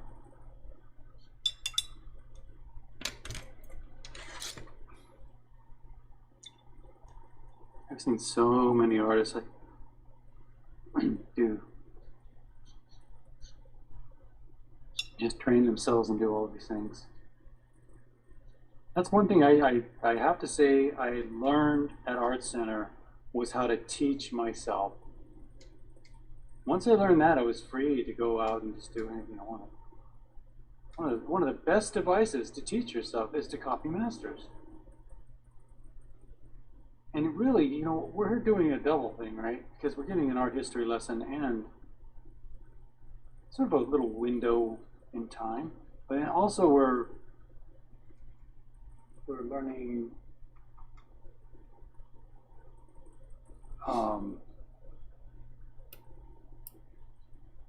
you know, the method and the way they went about painting. It's important to put that in the context of the time. He's really deviating here from what was going on in the time. A very conservative point in time there.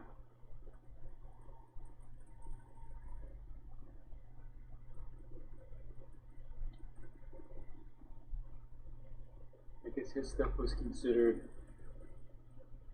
really risque, huh?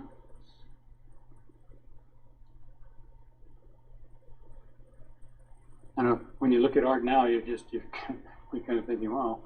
So you have to put it in the context of the time.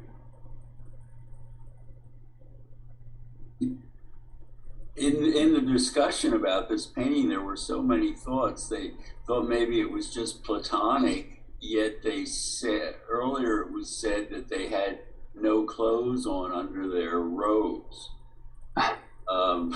So it's quite a Platonic relationship. Yeah. Yeah.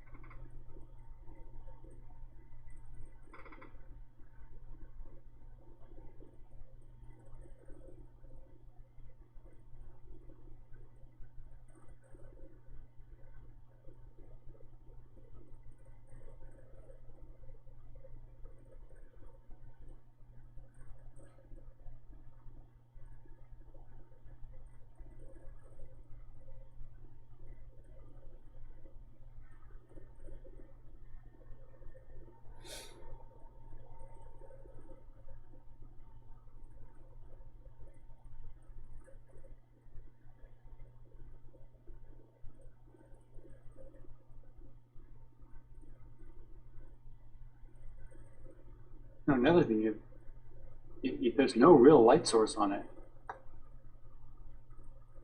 which is not academical at all. I don't like that.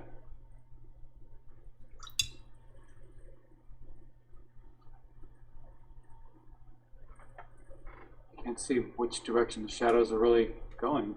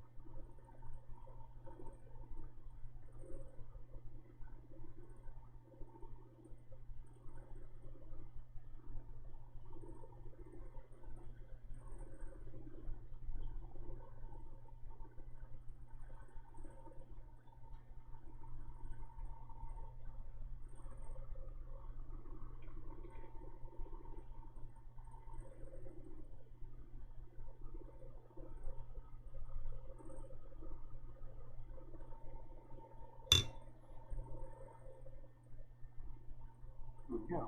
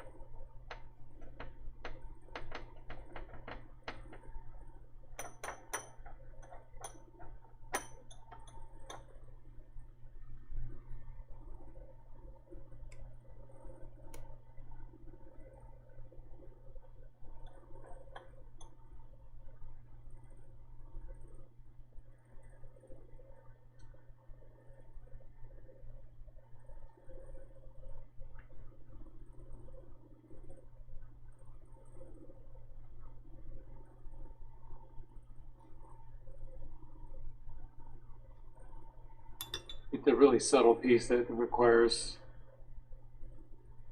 a lot of work.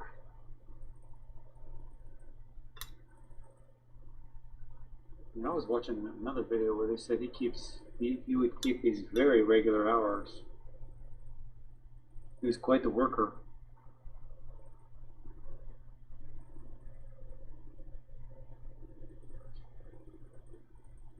I mean, from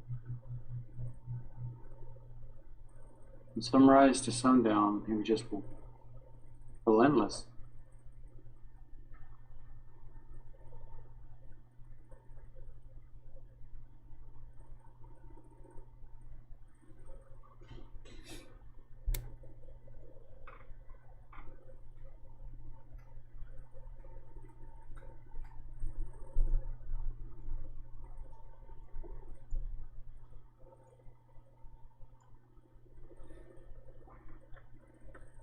For some of the line work too, you could just come back in with your pencil. Clean some things up.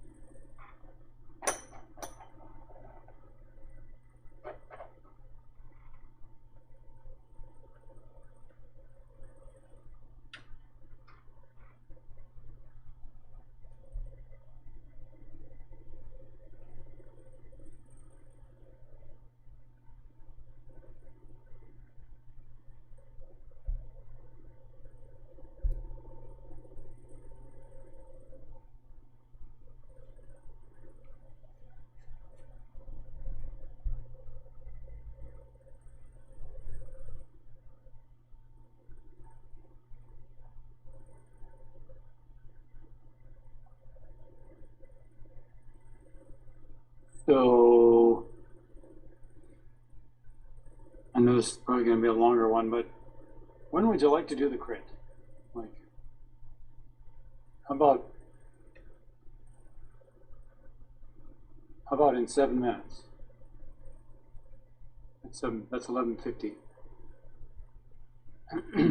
Hopefully someone's ready. I'm not. That would be good for me because I have a meeting at noon. Okay, I'm sending. all right. Let me see who sent them in already.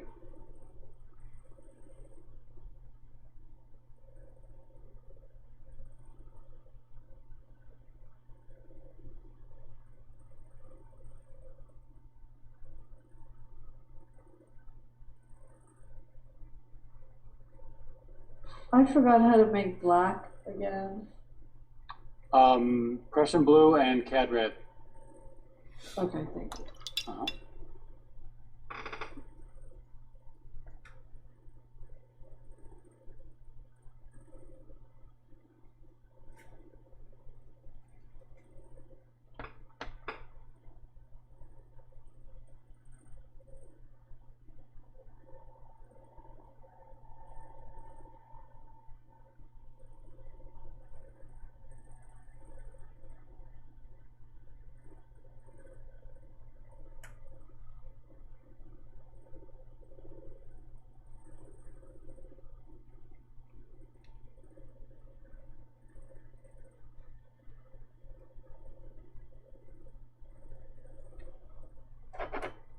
Well, we have 2 people already.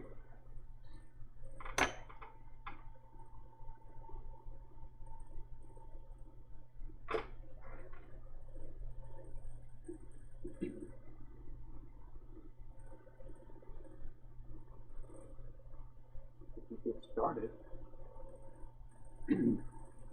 Well, you guys are all getting yours in. I'll give you a minute.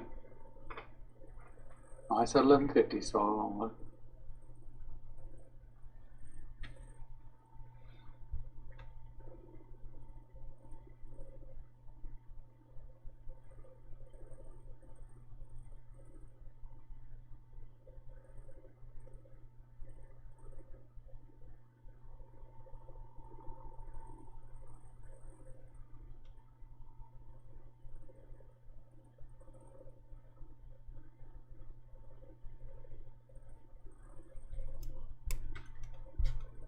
Recording stopped.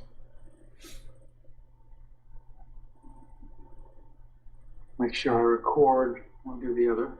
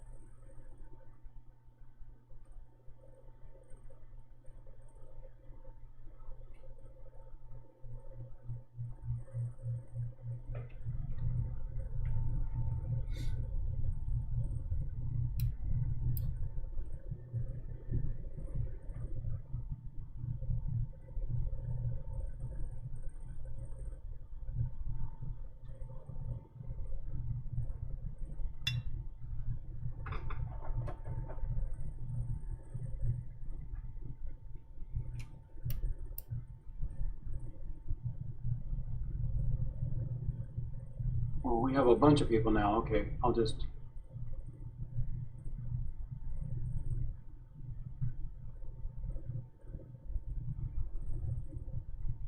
Recording in progress.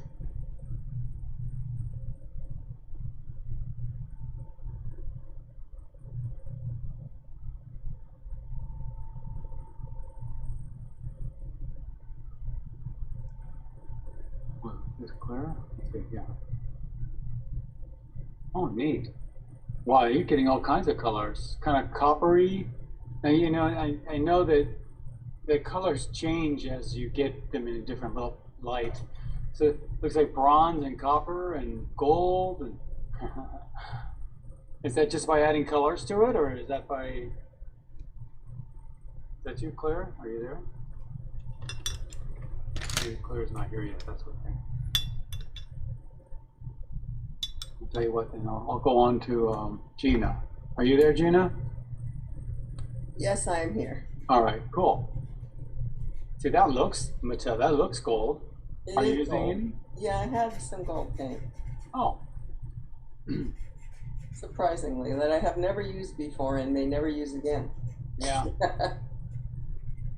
Yeah. As you can see, I was quite interested in the pattern and not very much interested in the figure. That's fine. And I like how you did the whole picture instead of just cropping in.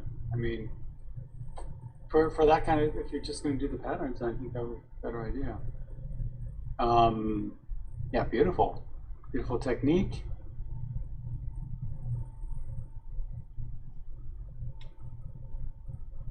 Yeah, is some of this actually gold in the back? Yeah, the background is like Huh. I don't know, it's a more orangey gold, and the figures is more of a yellow gold. They had two of them. Did you? Oh, you had two of them. I was going to say, did you make them? No, but the yellow gold, I added a little more. I added a little yellow to it because it wasn't. Yeah, It wasn't yellow, you know. that's fun.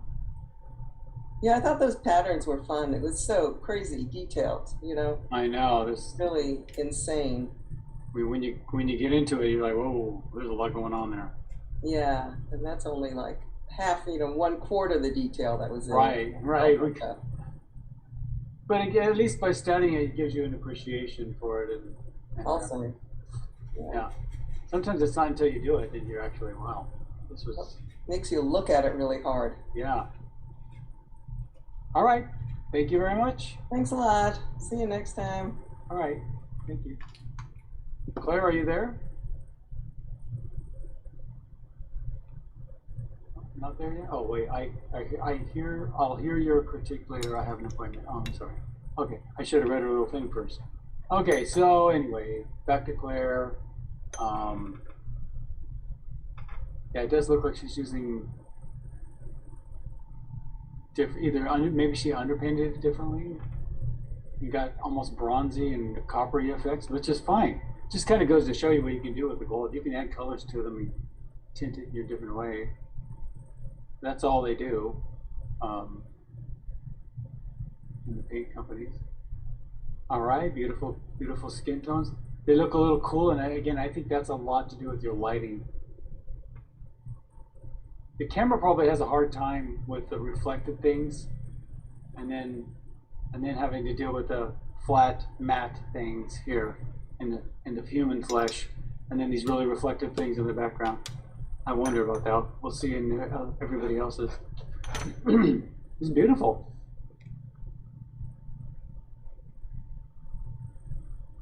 And he really does rely quite a bit on line too.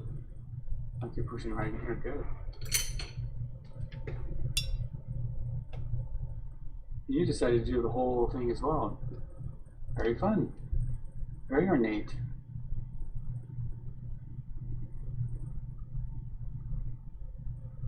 Well, I'd say you did a pretty darn nice job here. I mean, if there's anything else, I mean, the skin does get complicated, so if you wanted to put some of those warms and cools in the flesh, we didn't have time to do that, but I'd say everything looks great. Very nicely done. All right, and we're off to Barbara. Could you do the Barbara too?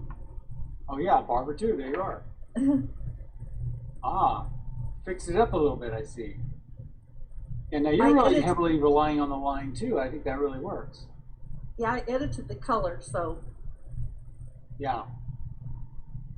And nice drawing, nice hands. Wow. Not easy.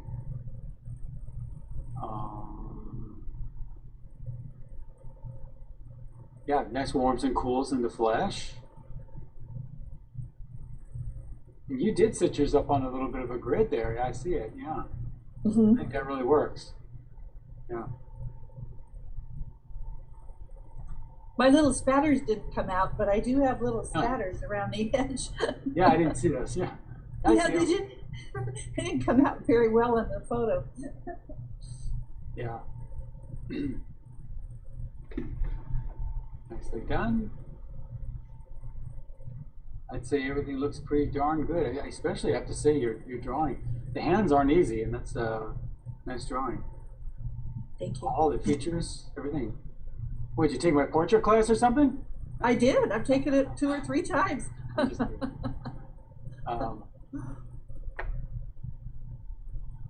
Nice hair. maybe a little darker, I guess. I don't know. Anyway, great job, especially for the amount of time. Yeah. Thanks. Yes, one of my favorite paintings. I love that. Oh, good. I'm glad. Yeah, I like this one.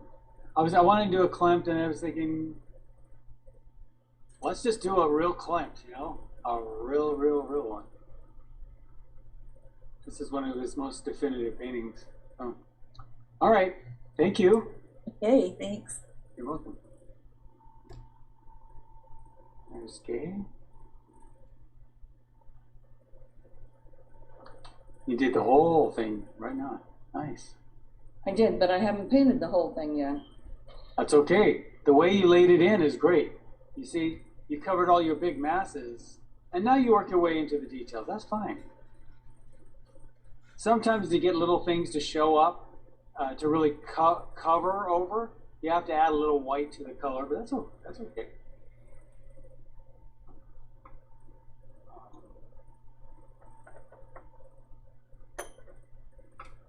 Okay, I don't like his left hand. His left hand? That one. This one? Yes. Yeah, they're... The more I might practice drawing it out on another piece of paper first. It's what I would also do is outline it first. Just really get yourself a good outline. Okay. And then come in. The interior shapes actually are much easier that way. The interior lines. Once you get that outline going, it's and you can see he heavily relies on contour. So, but that's what I would suggest. Maybe practice it on a piece of paper first, and then just contour this drawing. Really rely on that outside shape, and then once you get that outside shape convincing that you like it, then you'll see that the others will fall right in. The little lines within will fall into place. Okay. Yeah, that's what I do. Your other hands look fine. Yeah, so you can do it. I know you can. You already did it on the others. Nice looking ornamentation.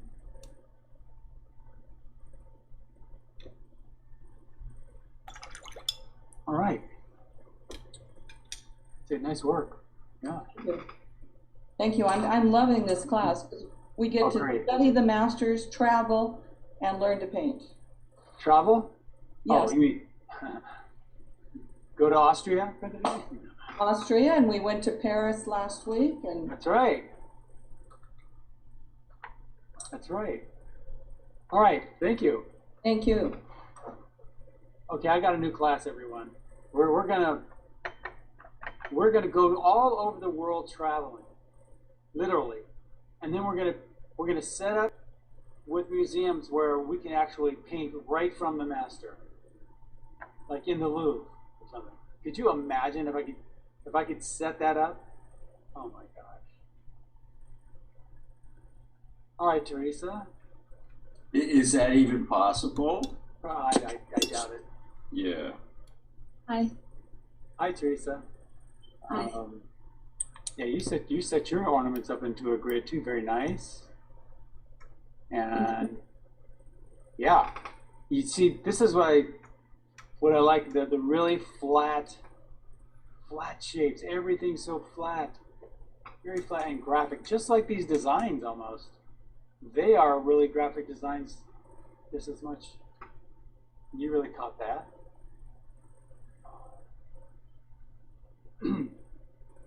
Any questions or comments or? Yeah, I love their faces and their hands. Yeah. Yeah, but I didn't have too much time to do that. Right. Yeah, well, there's no time to really detail today, but you've got plenty of detail. Her face looks fantastic. Thank you. His face. You know, a little line work, even with the pencil, like to define his nose from her face. Little Yes. things like that can help. Yes. If it's really small scale, then I would probably just use some sort of pencil or maybe a pen. Mm-hmm. Yeah. Yep, the way you handle that's great. Love the gold color. It's very similar to what I was looking at, yeah. Okay then, thank you. Thank you. Yeah. Is that it, everybody? Nobody's, you guys? I'm still working. I know, but we have a lot more people than this. Yeah.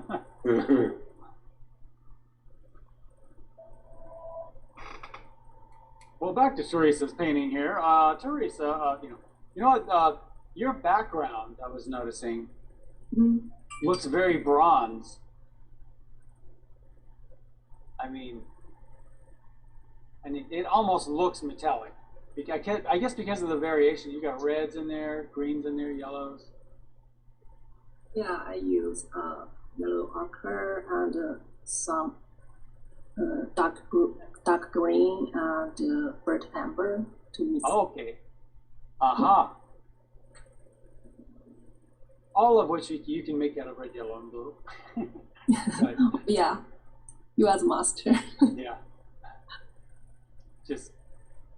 But burnt umber and green. Those two, you can make so many natural colors of trees and any sort of nature color you can make out of those. Mm-hmm.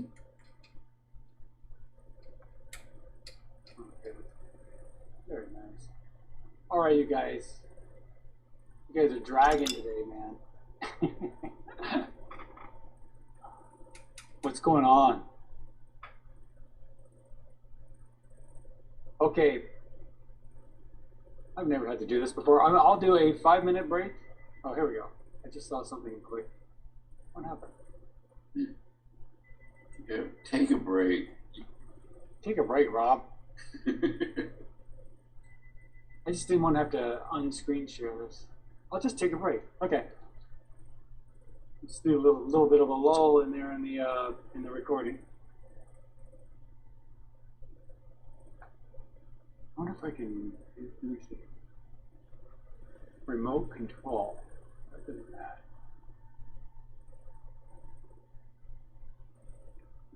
Oh, I could actually give one of you guys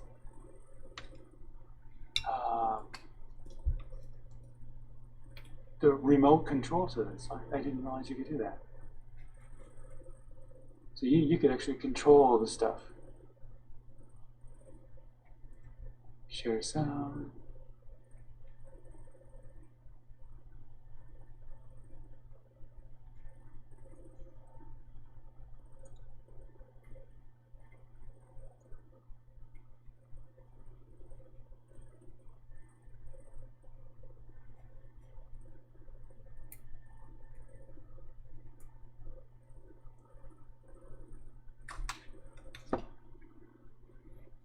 All right.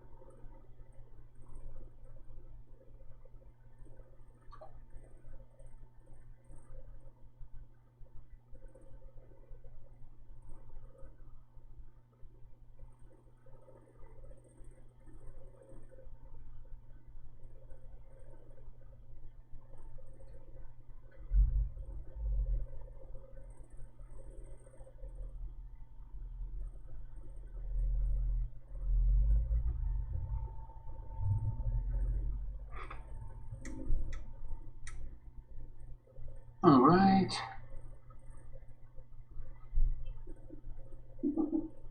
Good.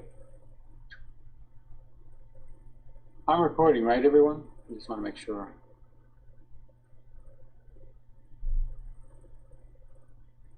Because I can't see my recording.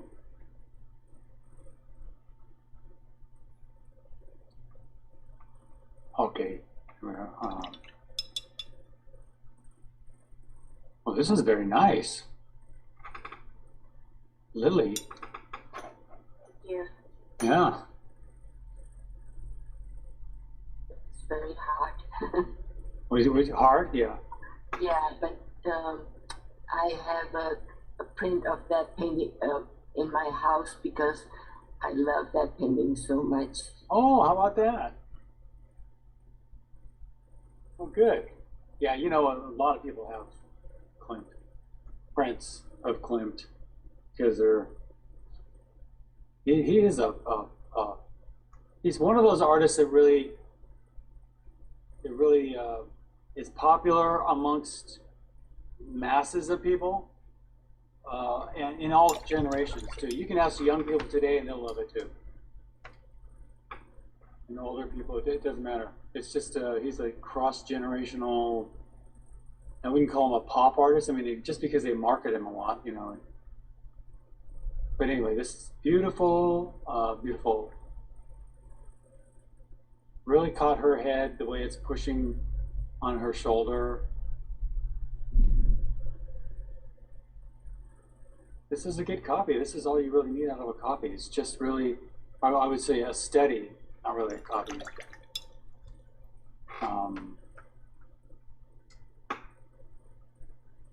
And just notice how he relies on these contours, really big contours. He's not really relying on light and shadow like so many academic artists do, and he knew everything about, no question. But interesting how he chooses not to.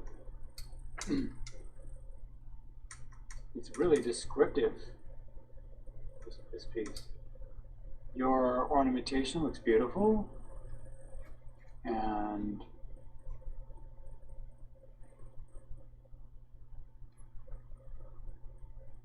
maybe in some of the gold areas you could hit a little more yellow, and I'm not sure if I'm seeing it right.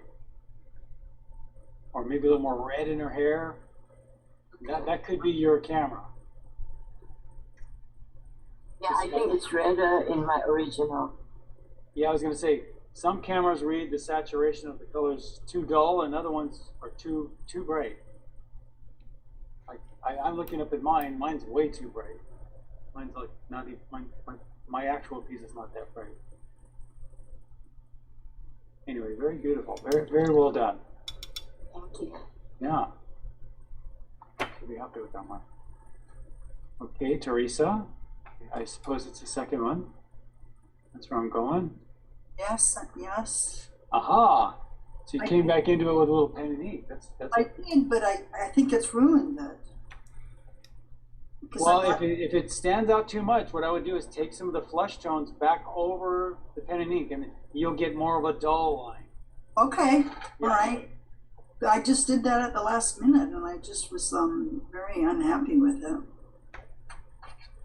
Yeah, like I this hand right here. You mean that claw? Actually, I like it.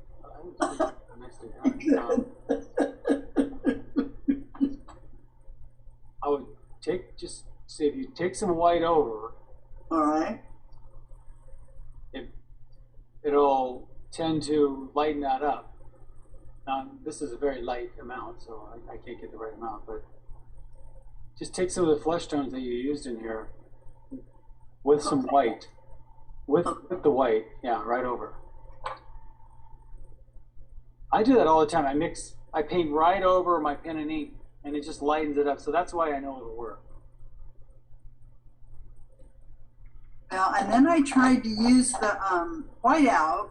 All those blue spots are supposed to be white, and they didn't really come off after I used my, I had some gold. You have some gold? Gouache. Just paint right over it. Okay.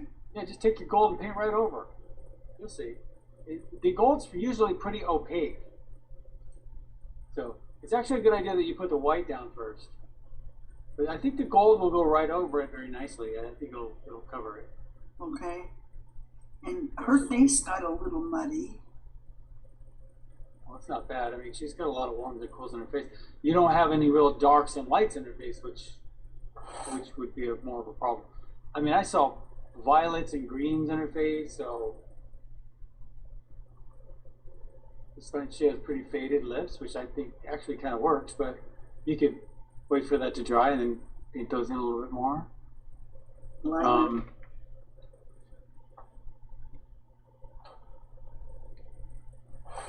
You know, I was having a little more success with the line work with the pencil. I should have used a pencil. Well, like, let's say if you were going to go back into her eyelashes, let's say, I might use a pencil. Yeah, okay. Yeah. Yeah. I sort of like his face, though. Yeah, it does. It looks good. He has a lot of darks along the edge of his face, so you're actually pretty accurate in your values. Okay, good. Well, this is also one of my very favorite paintings, and wow, I really spent some struck a time. chord today. You did hit a chord today. Yeah. I feel like, oh no, I'm going to not do honor to it. Yeah. You know, a lot of people don't realize that his landscapes are absolutely amazing. You got to look at his landscapes. They're really ornate too. But I remember in school, I copied many of his landscapes. He does cute little villages, you know, and they're also cute. It's not like they're real. Yeah. Yeah. It's the strange way of patternizing everything and ornamenting everything. He does it in the landscapes, the little village scapes, I mean, he really had a thing he was doing. It's great. Yeah. I have to define the elbow and the arm a little bit more. I was never quite sure I was going to get the proportions right. Down here? Yeah. Yeah, I would just draw back into that with a pencil to fill right with it. Okay. Some people, and if you really want to get crazy, some people would go over that with a piece of tracing paper and get their drawing right and then do that. But, wow. I mean, you don't have to. Yeah. I would just draw right into it with a pencil. Okay. Okay. Thank you, Teresa. Thank you. You're welcome. Here's Gail. Oh, that's beautiful. Look at all the gold in there.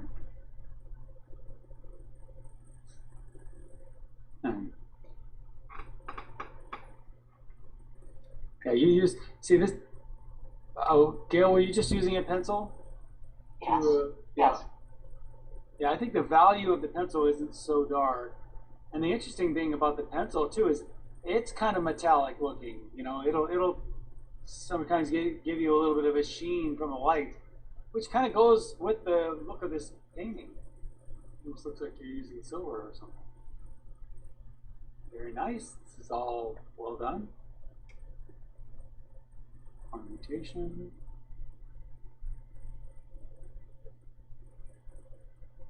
And you got the fact that his flesh is definitely cooler and a little darker than hers. Right. Yeah, and that's not easy to do. So that's good. Nice, good flat graphics.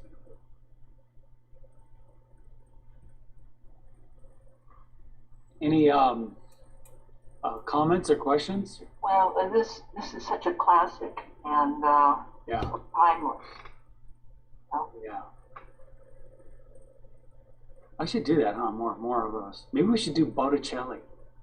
Oh. You know, we'll have to.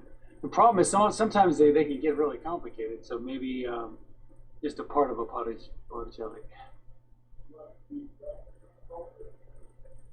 All right. Very nicely done. I like how you handled this situation. Yeah, it was fun painting. Thank you, Rob. All right, thank you. And Suzanne? Very undone, huh? Very undone. Yeah, but very nicely laid in. Wow. When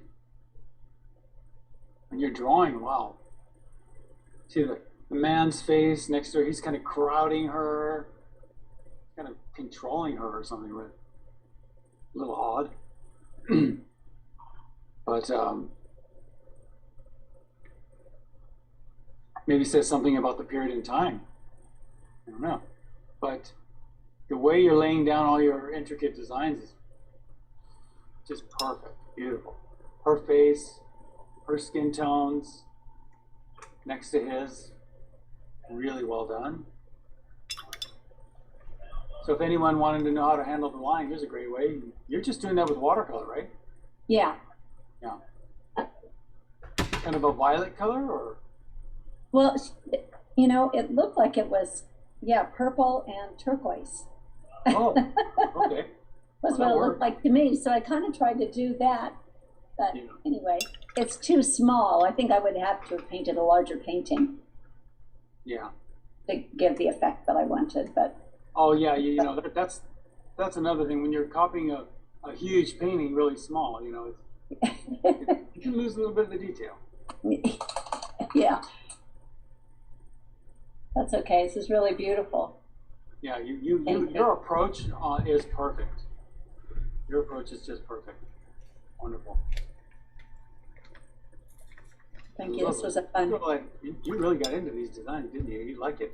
Yeah, I know too much, so I really like that background color too. That's really bronzy, green goldish. Yeah. Well, thank you. I'll keep working on it. Yeah. All right. Thank you. Thank you. Welcome. Here's Janine. All right, Janine's copied a master to two. You've copied a master or two. Let's see. Hi, Rob.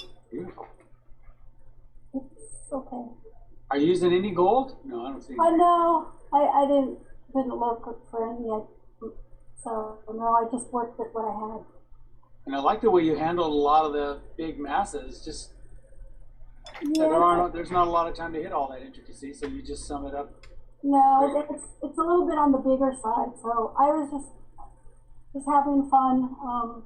Yeah. Just feeling the essence of Klimt and myself and your influence. So the three of us together had a great day. We had fun. You and me and Klimt. Yeah. Yeah. Hey, is that a cup to the side or something? Oh yeah, I did it. It's on paper, and this was I didn't tape it down or anything, so I'm just holding it down so it doesn't. It's very warpy. So. Yeah. Yeah, you know, I was just wondering because that's a pretty big piece. Is it like 15 by 20 or something? Yeah, I believe so. Yeah, it's about 15 by 20. That's a pretty big. That's a lot to bite off in this short amount of time. But you did a lot. I love the little greens you got going in the face. You know, I love that. Didn't you? When you got into see the details, you'd see all those little. Oh yeah, yeah, it's fun. Wonderful colors. And you got plenty of. Look at all this ornate design. You got them going everywhere. It's all right. I mean, I feel like I'd love to spend like 5 or 6 hours on it. But... Wouldn't it be fun just to space out on some of those designs? I know. Yeah. You look like he was having a blast. It's kind of messy, but I was just in the zone, just trying to move fast and have it in something to send in. Great. Oh, nice work. Thank you. Thanks. You're welcome. Oh, on Facebook, I saw a picture of you and your sisters on Father's Day, was that? Oh, right, yeah, Sunday, yeah. Pretty cool. Yeah. I didn't even know you had sister. I never even thought about asking you if you had. Yeah, yeah. Rob, I do have a family. Yes. I usually don't share anything personal on Facebook, but it was a great day and with my dad. So yeah. Oh, that's neat. That's thanks. And oh, by the way, happy Father's Day. Happy Father's Day. Oh, thank you. Yeah, I did have a happy Father's Day. Good.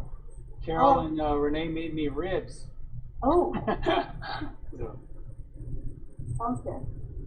good. I make my own barbecue sauce, which is a lot of fun. Okay, I'm sorry. This is Hector. Yeah, Hector's. Oh, did you put it on a white piece of paper, or how did you do that? Did you just mask it on a white piece of paper? Because it really has this graphic. It's a multimedia paper. Uh-huh. I mean, did you tape off the edges? Is that how you got it so? Oh yeah. Oh, because I thought you actually put your. It's a larger piece.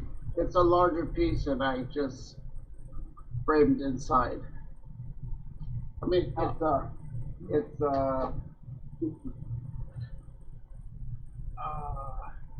14 by 17. That's a big one. And I framed inside. I framed the outside. Right. Oh, beautiful. Now, are you using kind of a gray color? Now, okay. Now, were you doing that to cover up your black line? No, not to cover up my back line, just to bring in a little bit more of the mid value and the face on the edge. I was just creating edges, face and her narrow, making her face narrow. Yeah. What I love is we've been doing it for a long time, but it gives me a chance to explore and experiment, trying to get his marks, his feeling, as opposed to trying to do an exact copy of it. Right. And I'm just enjoying that because it's pushing me to try and figure out ways of doing different color and values, like the back part. That was kind of hard to do for me. The back was hard? Did you? Yeah, the back of the gold. Trying to make the gold stand out more. Yeah. You get that little halo effect around her. Yeah. In a sense, she does almost feel like a Madonna.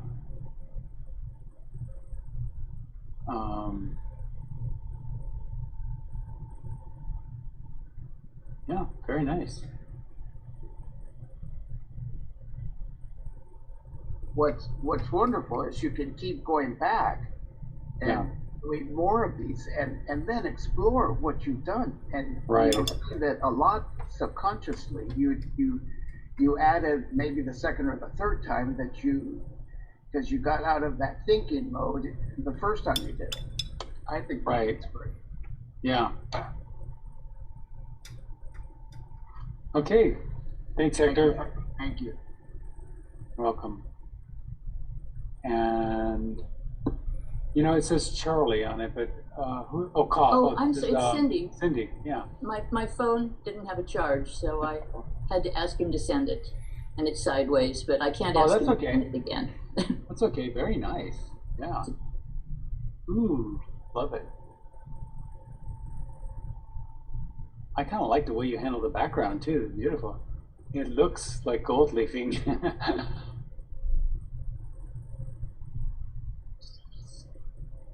Yeah, beautiful design, beautiful ornate designs in the background. Very much in keeping with the Art Nouveau and the crafts. I forgot the name of this movement, the one up in Vienna, but. How about Jugendstil? Is that what it was? Is that what they're asking for the price of the painting? You can steal this for no, I'm just joking. I'm sorry. That was awful. Beautiful, beautiful Hamlet. Yeah. Maybe the flesh tones are a little on the light side. I don't know. She is very light. Maybe a little darker on him. I don't know. Oh, I just penciled them in at the end. I was running out of time. Exactly. Well, your colors are great. Yeah. Yeah, that's the way I would go about getting into the flesh tones very lightly like this. Maybe even try some white if you want. If you want to keep it all watercolor, go ahead, but maybe even try a little bit of a little gouache in there if you like. Colored pencils might be a lot of fun. Oh yeah, colored pencils. Yeah, absolutely. You know what? Now you're giving me ideas. I think Hector's right. You can start another one and really grow every time you do it. Yeah. Well, thank you. You got some great looking color. Especially look at these. Beautiful, beautiful looking color. Reds, yellows, blues, violets, oranges. It's a beauty. Thank you. Well, thank you. You're welcome. Now we're at I actually have a and they're at this Mitsuko. You can. I have.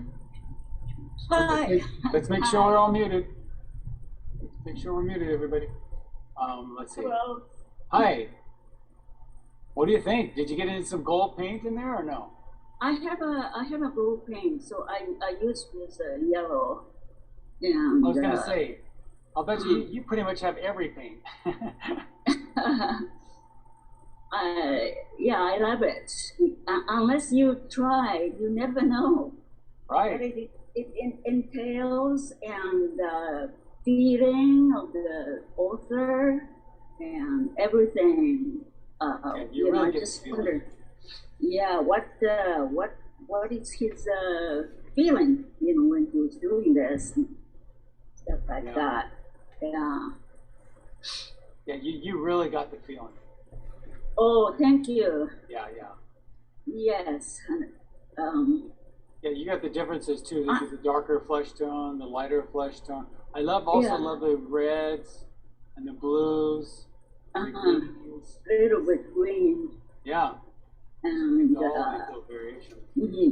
And I love patterns, so I love this better.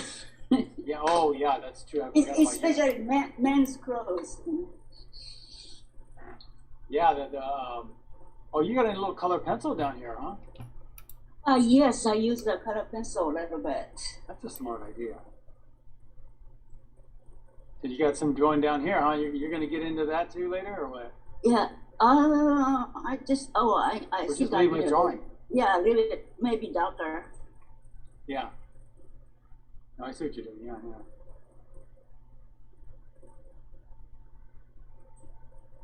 Well. Yeah, you and pattern. Now, were you ever considering going into like textiles or? No. Do you have any of that in your background? No. As I said before, I don't like to wear patterns on clothes myself. Oh, that's interesting. But maybe it has a Japanese influence that they have a lot of nice, interesting patterns. Oh. So to use that for the background or that's very nice. Like a kimono designs. Yeah. And right. So, but.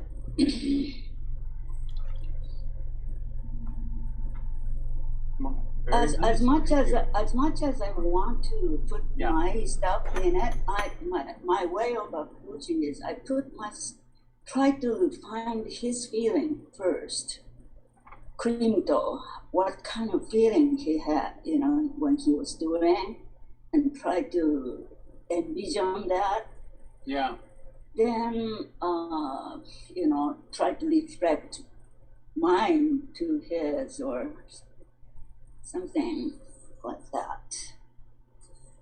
I liked it when they said He said that if you want to know me, you'll find it in my paintings. Oh, wow. Everything you need to know about me is in my paintings. I think it's all artists are like that. Picasso, Matisse. Yeah. And the core of the artist. Right.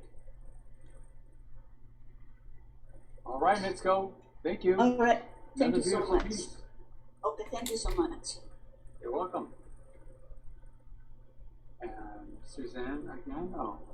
Oh, okay. Artistic movement, particularly the decorative arts, was influential primarily in Germany and Europe. Interesting. Counterpart to Art Nouveau. Okay. Right, this is it. This is where I've seen other artists use very similar patterns to Klimt. I'll check that out. Thank you for mailing that in. And Henri.